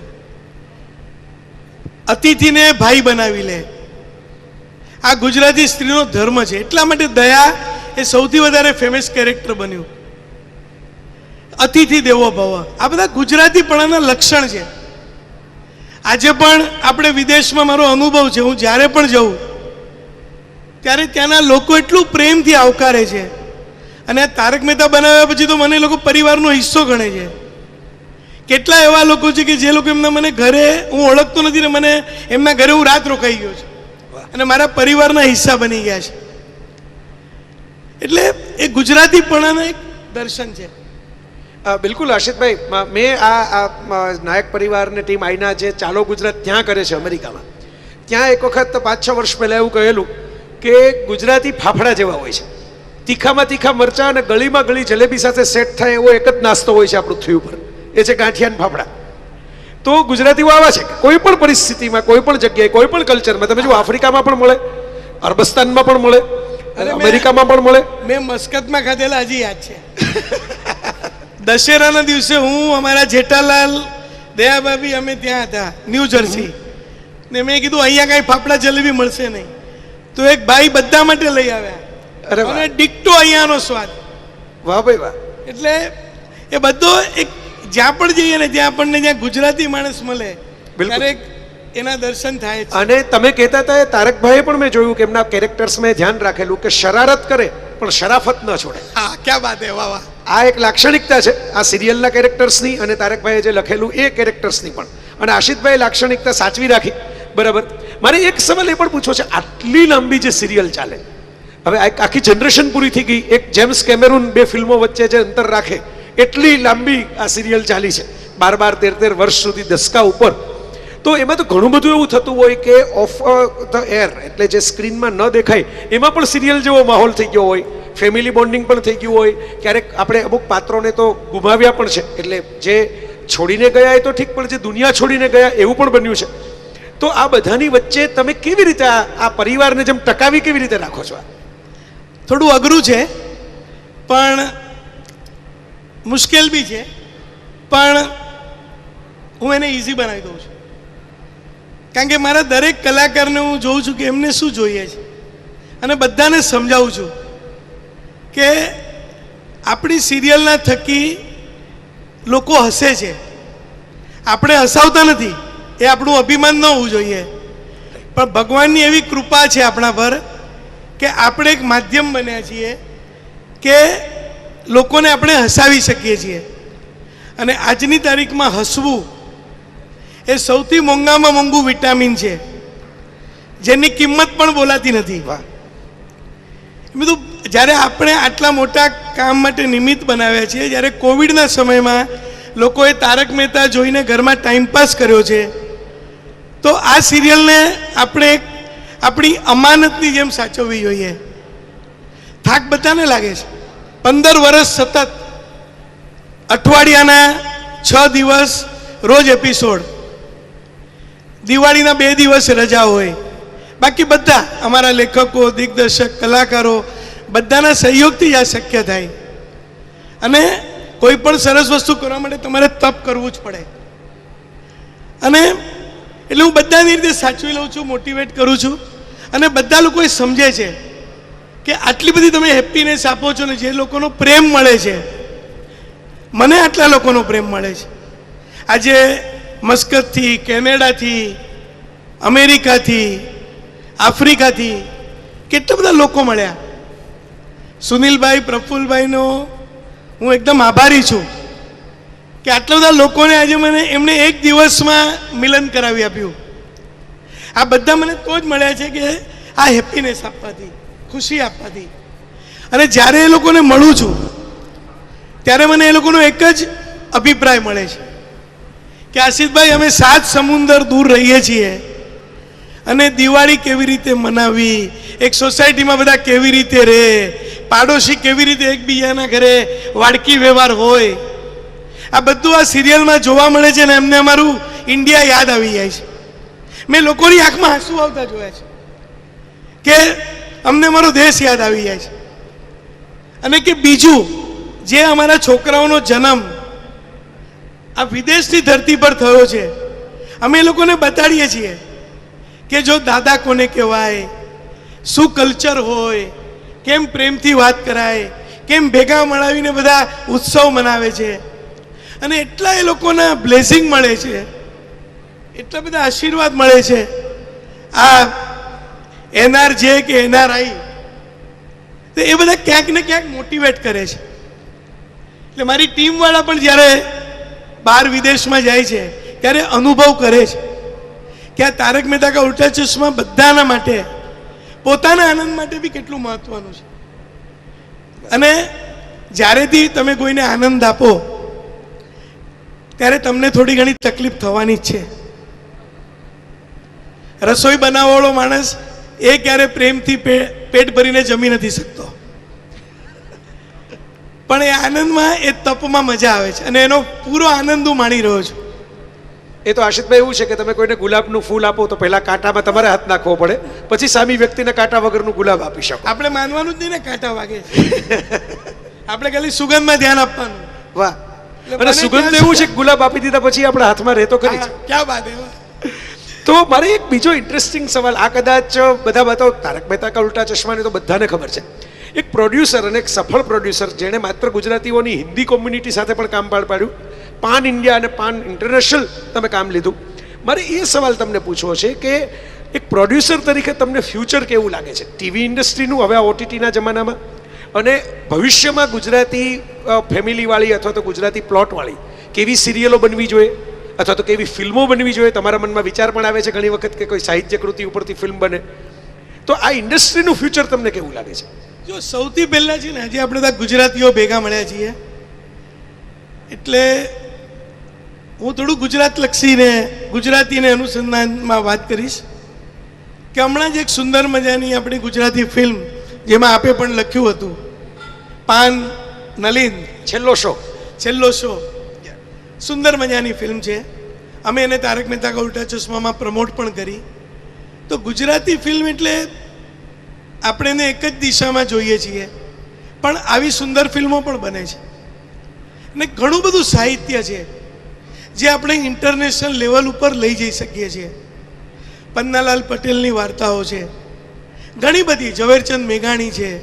આ તો ખાલી એક તારક મહેતા જો આટલું બધું સક્સેસ થઈ શકે તો હજી ઘણા બધા લેખકો છે કે જે, એટલે ગુજરાતી કલ્ચર, ગુજરાતી વાર્તાઓમાં એક અદ્ભુત સામર્થ્ય છે કે જે આપણે ગુજરાતીઓમાં જ નહીં, બીજે બધે પણ પોપ્યુલર, બીજી બધી ભાષાઓમાં વર્લ્ડ લેવલ પર પોપ્યુલર કરી શકીએ છીએ. ફેમિલી ડ્રામા તો બહુ કેટલી બધી કથાઓમાં આપણે ત્યાં છે. કેટલું તો ડ્રામા છે. આપણે હરકિશન મહેતાની નોવેલ જુઓ, કમર્શિયલ નોવેલ જુઓ, કોઈ પણ જુઓ, થ્રિલર પણ છે આપણી પાસે. અને લેખકો, મને એમ કહો કે હું ઘણા બધા છાપાઓ વાંચું છું, પણ બહુ ઓછા છાપાઓમાં એવા લેખકો છે, જય વસાવડા જેવા, કે જે એટલું બધું તમને વિશ્વનું દર્શન કરાવે છે. તમે એક એમની કોલમ વાંચો એટલે તમે ખુશ થઈ જાઓ. એવા ઘણા બધા લેખકો ગુજરાતી પાસે છે, પણ આપણે એટલો બધો આપણો વિદેશી ભાષા ઉપર ઝુકાવ થઈ ગયો છે કે આપણે ગુજરાતી ભાષા થોડી સાઈડ ઉપર મૂકી દીધી છે. તો આપણે ઘરે ઘરે બધાને કહીએ કે તમારી આવનારી જનરેશનને ગુજરાતી ભાષા જરૂર શીખવાડીશું. એ પણ બહુ જરૂરી છે. હા બિલકુલ. એટલે ગુજરાતીમાં ખજાનો છે, પણ હવે એને માણવા વાળી જનરેશન, નવી જે પેઢી આવવી જોઈએ એ ઓછી થતી જાય હવે છે. મારી એક ચેનલ ચાલે છે, મારી નથી, આપણે એક સાહિત્યકાર છે ધ્રુવભાઈ, ધ્રુવ ભટ્ટ, એમની એક ચેનલ છે, યુટ્યુબ ચેનલ છે. એમાંથી કોઈ મારો કમાવાનો આશય નથી. એમાંથી જો થોડા પૈસા આવશે તો એનું કાર્ય આગળ વધારીશ. એ ધ્રુવ ગીત ચેનલ છે, યુટ્યુબ પર છે. એનો એક જ આશય છે કે ગીતો દરેક જનરેશન સાંભળે. સુંદર મજાના ગીતો છે, બહુ પ્રોફેશનલ પણ નથી, પણ આપણે ગુજરાતી સાહિત્ય, ગુજરાતી કલ્ચર ઓટીટી માધ્યમથી, ટીવીની માધ્યમથી, ફિલ્મોના માધ્યમથી આપણે કેમ ને કેમ લોકો સુધી પહોંચાડી શકીએ. હું કોઈ બીજા ભાષા પર કે એના પર કોમેન્ટ નથી કરતો, પણ આપણે લગ્ન પ્રસંગોમાં ને બધે પેલા ભાંગડા ગીતો હોય, આપણે શબ્દો બી ન સમજાતા હોય, હવે તો નવરાત્રીમાં પણ બધા અલગ અલગ બીજા ગીતો આવી ગયા છે. પણ આપણે ગુજરાતી ગરબાને આપણે પેલું નથી કરી શકતા કે જે ઇન્ટરનેશનલ લેવલ ઉપર એ જે ધૂમ મચાવે ને કોઈ સંગીત ધૂમ ન મચાવી શકે. અને ગરબા માત્ર ગુજરાત પાસે છે આખી પૃથ્વી ઉપર. એટલે આપણે ઘણું બધું કરી શકીએ છીએ આપણા ગુજરાતી કલ્ચરમાં. ગુજરાતી ઘણી બધી એવી વસ્તુઓ છે અને અદ્ભુત વસ્તુઓ છે. મારી પાસે બી અમુક ગુજરાતી નોવેલના રાઇટ્સ છે અને જેના પરથી હું બનાવીશ. મધુરાય જેવા લેખકો છે આપણા વિનોદ ભટ્ટ. મારે નેક્સ્ટ સવાલ તમને એ જ પૂછવો હતો કે તમે આ તો એક બરાબર છે કે એક મોટી સિરિયલ તમે બનાવી અને સફળ થઈ ગઈ, હવે વોટ નેક્સ્ટ? તમે આગળ શું કરવાના છો?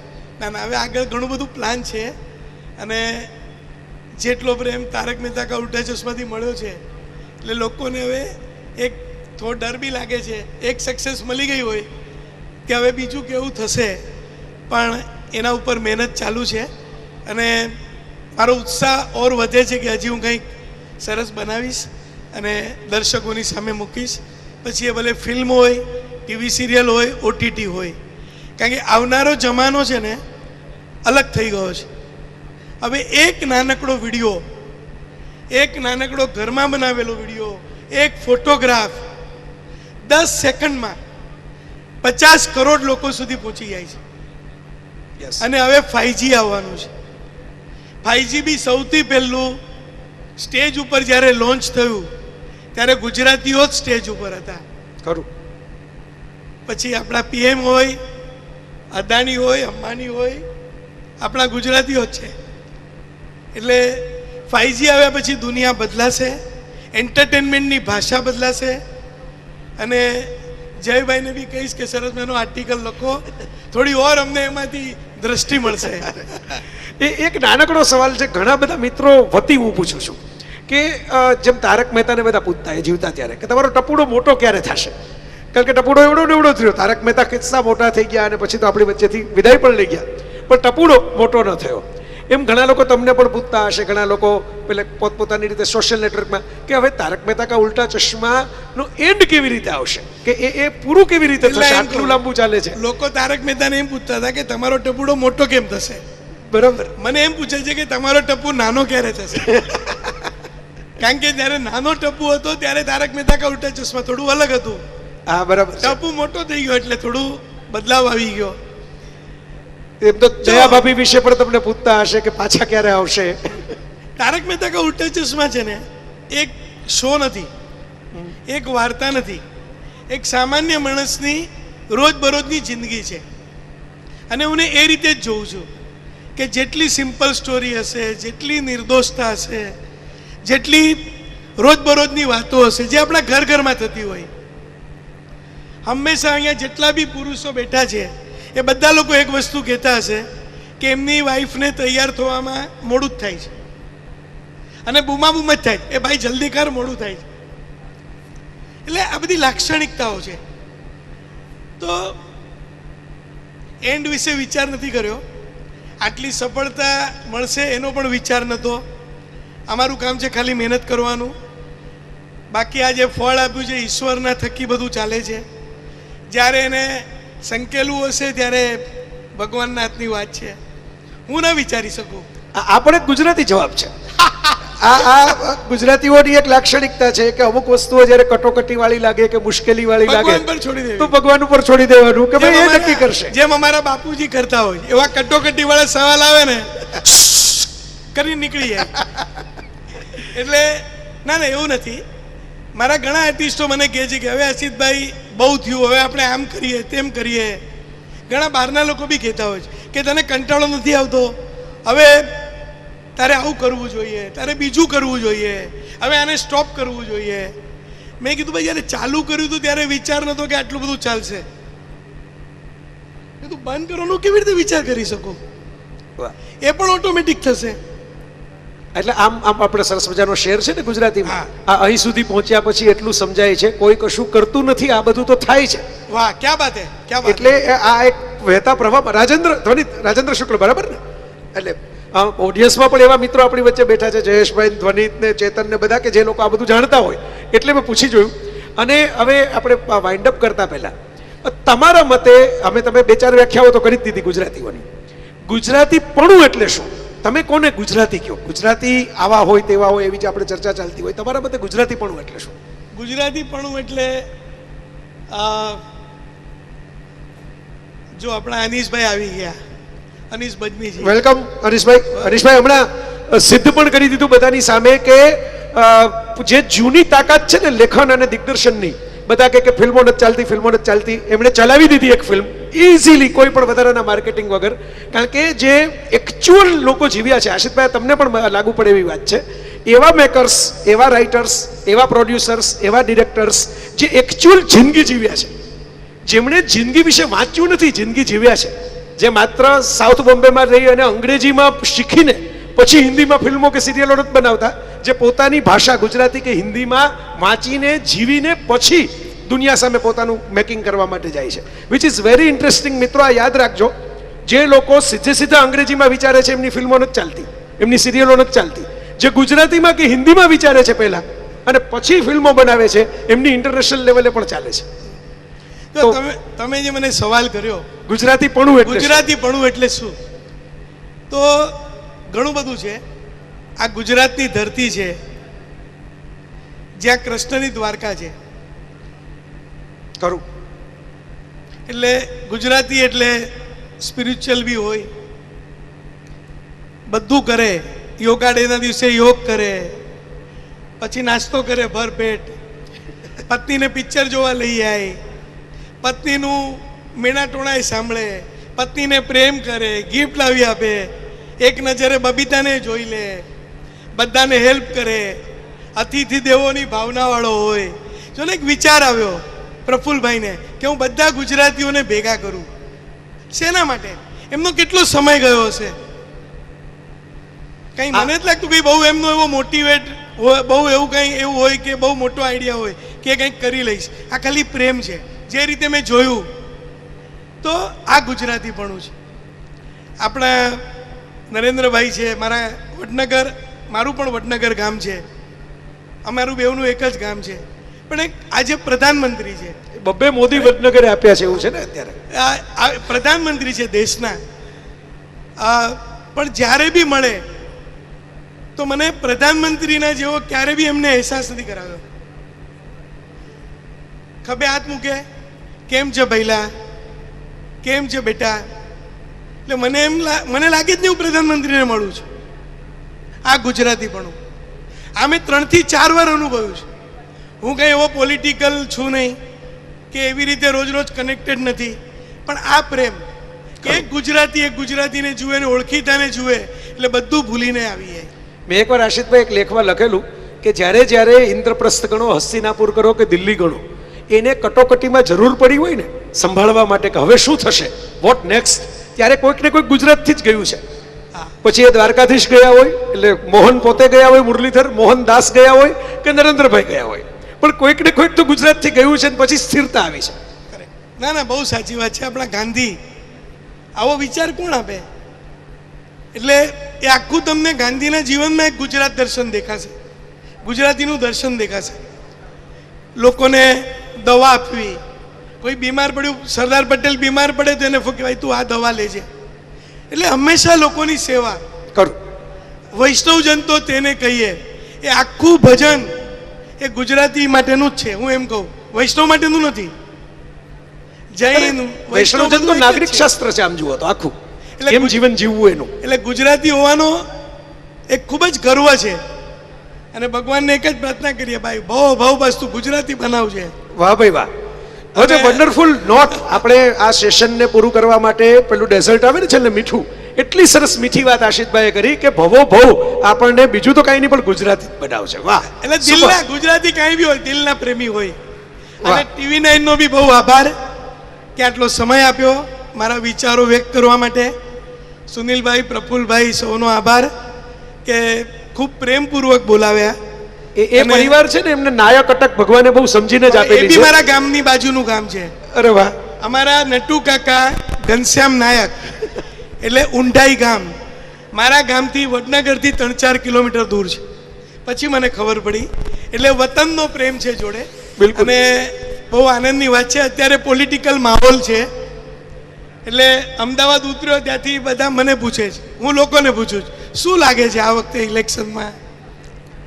એટલે મેં એક જવાબ આપ્યો કે અત્યારે તો બધું મફત આપવાની જે લાણી ચાલે છે એમાં જે પાર્ટી શનિ રવિ પાપા કિલો ફાફડા જલેબી ગિફ્ટ આપી દે ફ્રી, એ પાર્ટી સત્તામાં આવી જાય. પણ સરસ, આપણે તો એવા સરસ કાર્યક્રમમાં છીએ કે વિચારોના ફાફડા છે અને વાતોની જલેબી છે અને એની સાથે સંગીતનો મસાલો પણ ભેગો ભળવાનો છે. તો આગળના સેશન માટે આપણે અહીં વિદાય લઈએ, કારણ કે તમને તો ફાયદો છે કે તારક મહેતાની સિરિયલ છે, એપિસોડ ટુ એપિસોડ ચાલે, પણ આપણે અહીં ઘણા બધા એપિસોડને ગુજરાતી થાળી જેવો હાલ છે.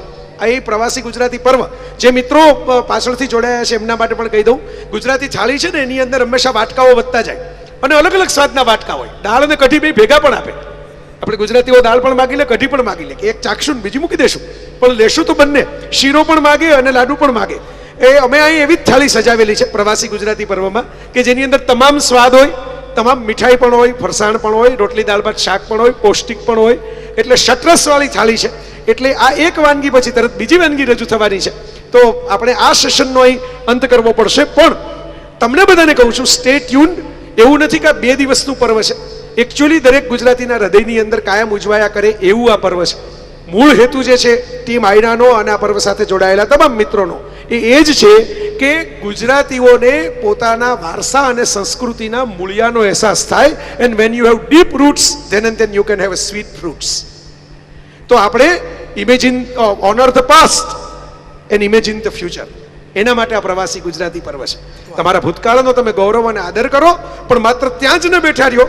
ભૂતકાળની નદીમાં ડૂબકી મારીને ડૂબી જવાનું ન હોય, તરીને સામે કાંઠે જવાનું હોય, જેનું નામ ભવિષ્ય છે. અને એ ભવિષ્યને સરસ રીતે નિખારો અને ખીલવો. અને આ વાતની સાથે જ આપણા નેક્સ્ટ સેશનના સ્પીકર અબ્બાસ મસ્તાન સાહેબ પણ આવી ગયા છે. અનીસ બઝમી સાહેબ અને અબ્બાસ મસ્તાન સાહેબ, મારે તો વ્યુઅર તરીકે જ એમની ધક્કામુક્કી કરતા કરતા લાઇનમાં ઊભા સિનેમાની ટિકિટો લીધી હોય અને જેમને જોયા હોય એવા ડિરેક્ટર્સ આપણી વચ્ચે હાજર છે. અને નેક્સ્ટ સેશન પણ આપણું ટૂંક સમયમાં એમની સાથે જ શરૂ થવાનું છે. વિદાય લેતા પહેલા એક છેલ્લી વાત કહી દઉં કે આજે આ પ્રવાસી ગુજરાતીઓનો મેળો છે, એટલે એક વાત શેર કરું છું કે આપણી જે આ સિરિયલ છે તારક મહેતા કા ઉલ્ટા ચશ્મા, એ યુટ્યુબ પર બી આવે છે, અમુક પ્લેટફોર્મ પર પણ આવે છે, ઇન્ટરનેશનલ પ્લેટફોર્મ પર. તો 90 દેશોમાં જોવાય છે. 90 કન્ટ્રીઝ. એવા કન્ટ્રી છે જેનું નામ ખબર નથી. તો 90 દેશોમાં જોવાય છે. અને એટલે આ બહુ મોટો પરિવાર છે. અને સુનિલભાઈને અને એમને એક વિનંતી કરીશ TV9ને કે નેક્સ્ટ વેન્યુ ગોકુલધામ સોસાયટીમાં રાખજો પ્રવાસી મેળાનું. અને અમને બી મજા આવશે બધાને મળવાનો. અને ખૂબ ખૂબ આભાર જયભાઈ, તમારો ખૂબ આભાર. અરે તમારી સાથે વાતો કરવી, તમારી સાથે આનંદની ક્ષણોમાં આમ બેસવું, એ બી એક લાવો છે. આ પરસ્પર દેવો ભવ જેવું છે, કારણ કે તમે જ્યારે મળો ત્યારે એટલા જ પ્રેમથી અને ઓલવેઝ ગ્રાઉન્ડેડ. આશિત મોદીમાં મેં જોયું છે, એ એપિસોડ શરૂ હજી થયા હતા ત્યારે જેવા હતા એવા જ આજે છે. એ જ સ્માઇલ છે, એ જ નમ્રતા છે. અને આ ગુજરાતીઓની ખાસિયત છે. સામે બેઠેલા મિત્રો પણ બધા એવા જ છે. અબ્બાસ મસ્તાન સાહેબ હોય, અનીસ બઝમી હોય, અમારા નાયક બંધુઓ હોય, બધામાં મેં જોયું છે કે જેટલો આંબો મોટો થાય એટલી કેરીઓ મીઠી થાય છે અને ડાળીઓ નીચી નમે છે, ઉપર નથી જતી. ખૂબ ખૂબ આભાર. Thank you. Thank you all.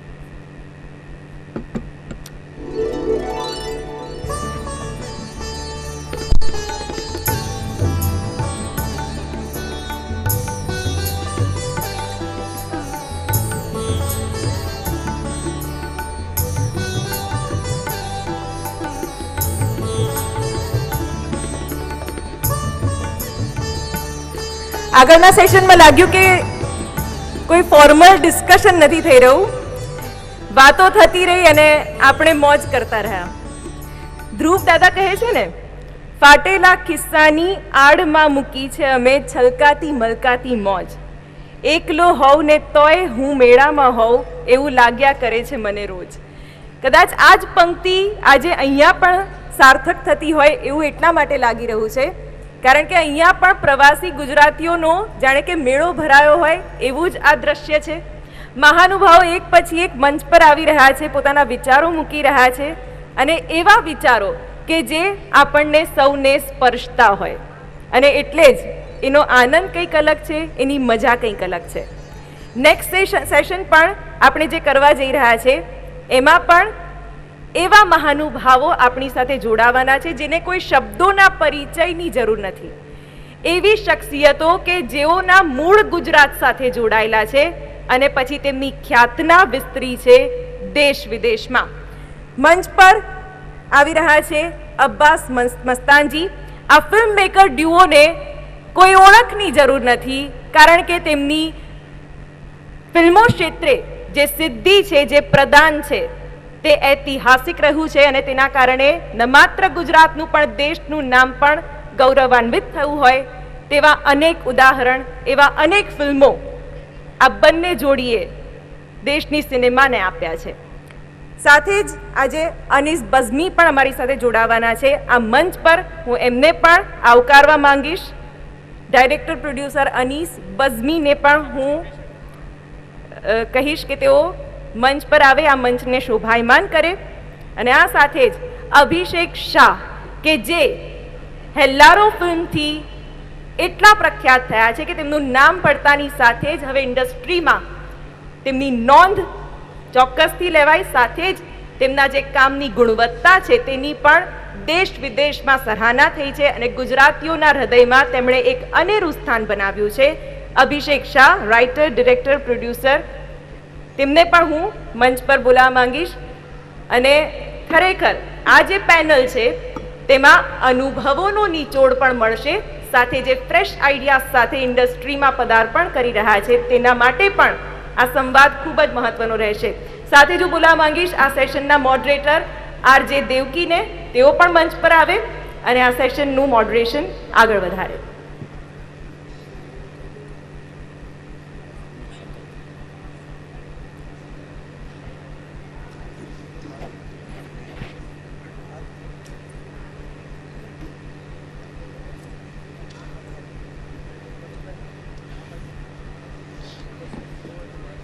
નમસ્કાર.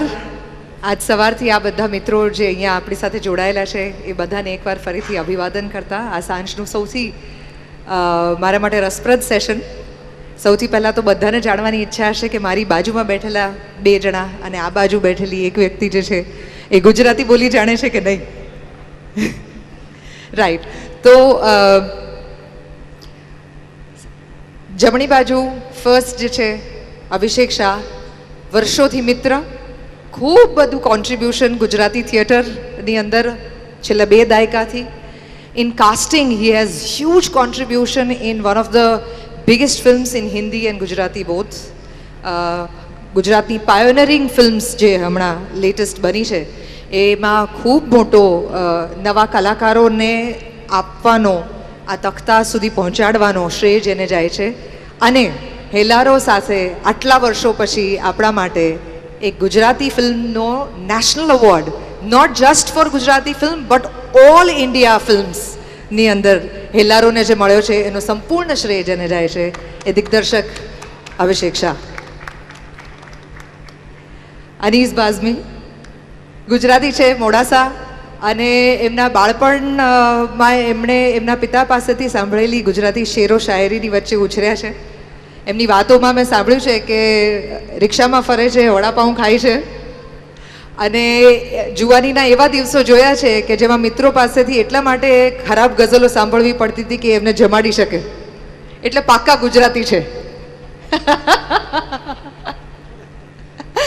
અને એમની અદ્ભુત ફિલ્મો આપણે આટલા વર્ષોથી જોતા આવ્યા છીએ. ફોર્મ્યુલા ફિલ્મ્સ માટે થઈને હમણાં બહુ જ રિસન્ટલી એક ઇન્ટરવ્યૂની અંદર તબુએ કીધેલું કે મારો અનુભવ છે કે એક ફિલ્મની અંદર જે બધું જ કોઈક એક કલાકારને એક્સપેરિમેન્ટ કરવાનો એક્સપિરિયન્સ મળ્યો હોય એવો મને આખી કરિયરની અંદર મારી જે ફિલ્મ હોય કે જેમાં મને દરેક વસ્તુ કરવાનો એક્સપિરિયન્સ મળ્યો હોય, ઓપોર્ચ્યુનિટી મળી હોય, એ મને અનીસ બાઝમીએ આપી છે. So a great actor from India gives great salute to this gentleman to my right. અને આપણી સાથે શ્વેત પંખી છે બે. અબ્બાસ મસ્તાનને તો આપણે વર્ષોથી જાણીએ જ છીએ, અને એમની ફિલ્મો અને એમને જોઈને તમે ખરેખર આમ વિચારમાં પડી જાઓ કે આટલી સાદગી સાથે તમે આટલી સ્લિક ફિલ્મો કેવી રીતે બનાવો છો. Your connect to your fashion in your films and the simplicity that you carry. એ કદાચ દરેકે દરેક ગુજરાતી માટે એક બહુ જ મોટી ઇન્સ્પિરેશન અને એક ચાહના છે કે આવું પણ શક્ય છે. સર, તમારાથી વાતની શરૂઆત કરીએ. હેલો હેલો યા, બંને માઇક ચાલુ છે. અને હેલો હેલો જી, તમે આટલા વર્ષોથી હિન્દી સિનેમા જગતની અંદર કામ કરો છો. સેટની ઉપર તમારી અંદરનો ગુજરાતી ક્યારે બહાર આવે છે? જો આખા સેટ પર અમારા સાથે જેટલા એક્ટરોએ કામ કર્યા છે, જી, રાઈટ ફ્રોમ ધી બિગિનિંગ, જી, તો એક ફિલ્મ પૂરી થતાં એ લોકો ગુજરાતી શીખી જ જાય છે. સો અમે આપસમાં અમે વાતો કરીએ, ત્રણ ભાઈઓ વાતો કરીએ, જી, પછી ડાયરેક્શન ડિપાર્ટમેન્ટમાં બી મોસ્ટલી ગુજરાતી સ્પીકિંગ છે. હા, એટલે અમે સેટ પર વાતો કરીએ તો બધા ગુજરાતી બોલવા લાગી જાય. અમારા સાથે આવીને ગુજરાતીમાં વાત કરે, ભલે તૂટી ફૂટી પણ વાત કરે. આવીને પૂછે અમારે શું તમે શું ડિસ્કસ કરી રહ્યા છો, મારા વારામાં ને તમારા વારામાં નહીં, અમે લોકો ફિલ્મના વારામાં ડિસ્કસ કરી રહ્યા છે. તો આઈસીઆઈસી લોકો બધા આઈસીઆઈસી અમારે આવજો, ગુડ નાઇટ આમ કરીને છેલ્લે મળીને જાય, ગુડ મોર્નિંગ, કેમ છો એમ કરીને આવે. આ તો ભાષાનો વિસ્તાર થયો, પણ આપણી અંદરનો જે ગુજરાતી હોય એ જ્યારે ડિરેક્ટ કરતા હોય ત્યારે કે ફિલ્મનો સબ્જેક્ટ પસંદ કરતા હોઈએ ત્યારે ક્યાંય સળવળતો હોય છે તમારી અંદર કે આ બીજા કોઈ પણ ભાષાના કે બીજા કોઈ પણ પ્રાંતના દિગ્દર્શક જ્યારે ફિલ્મ બનાવે ત્યારે આ હોય, પણ તમારી ફિલ્મો જોઈને એની અંદર ગુજરાત નથી છલકતું, કારણ કે એ તો આખી આમ વિદેશી જાહો જલાલીવાળી ફિલ્મો છે. અને ઇમ્પેકેબલ ફિલ્મ્સ તમે બનાવો છો તમારી ક્રાફ્ટથી, પણ તમારી અંદરનો ગુજરાતી જે છે એ ક્યારે બહાર આવે છે? જો અમે લોકો અમારી કેરિયરમાં સૌથી પહેલી પિક્ચર અમે લોકો હિન્દી ઇન્ડસ્ટ્રીમાં રહીને ત્યારે અમારી પહેલી કેરિયરની પિક્ચર શરૂ કરી ગુજરાતી પિક્ચરથી. જી, તમે ગોવિંદભાઈ પટેલ સાથેની ફિલ્મ જે છે, પટેલ સાથે સાજન તારા સમાણના મોટી વેરાણા ચોકમાં, બિલકુલ એ અમે લોકો કેરિયર ત્યાંથી ચાલુ કરી. પછી અમારી કેરિયર આઈસીઆઈસી શરૂઆત હિન્દીમાં થઈ, અગ્નિકાલ, ખિલાડી, બાજીગર આ બધી પિક્ચરો શરૂ કરી. પછી અમે બરાબર છે, પણ ત્યાંથી શરૂઆત અમારી ગુજરાતથી જ થયેલી છે. ઘરની અંદર એવા ઝઘડા થાય છે કે તમારા કપડાને સફેદ કરવા માટે અમને બહુ તકલીફ પડે છે? ના ના, એ તો ઇઝી પડે છે. વધારે કપડાની જરૂરત નથી, 2-4 જોડીએ તો પણ ચાલે, એટલે ટેન્શન નથી. સ્ટીવ જોબ્સ ને માર્ક ઝકરબર્ગને માટે આપણે ત્યાં જવાની જરૂર નથી કે એ લોકો એક જ કલરના કપડાં પહેરતા હતા. Here you have simplified the same story. You are our Steve Jobs and Mark ઝકરબર્ગ.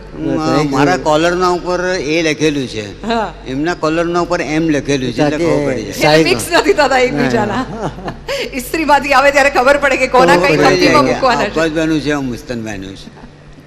અનીસભાઈ, તમે આટલી બધી ગઝલોની સાથે ઉછર્યા છો, અને મેં એ પણ વાંચ્યું કે તમને એવું લાગતું હતું કે your mother could not appreciate the art of your father, કારણ કે એ ભણેલા નહોતા.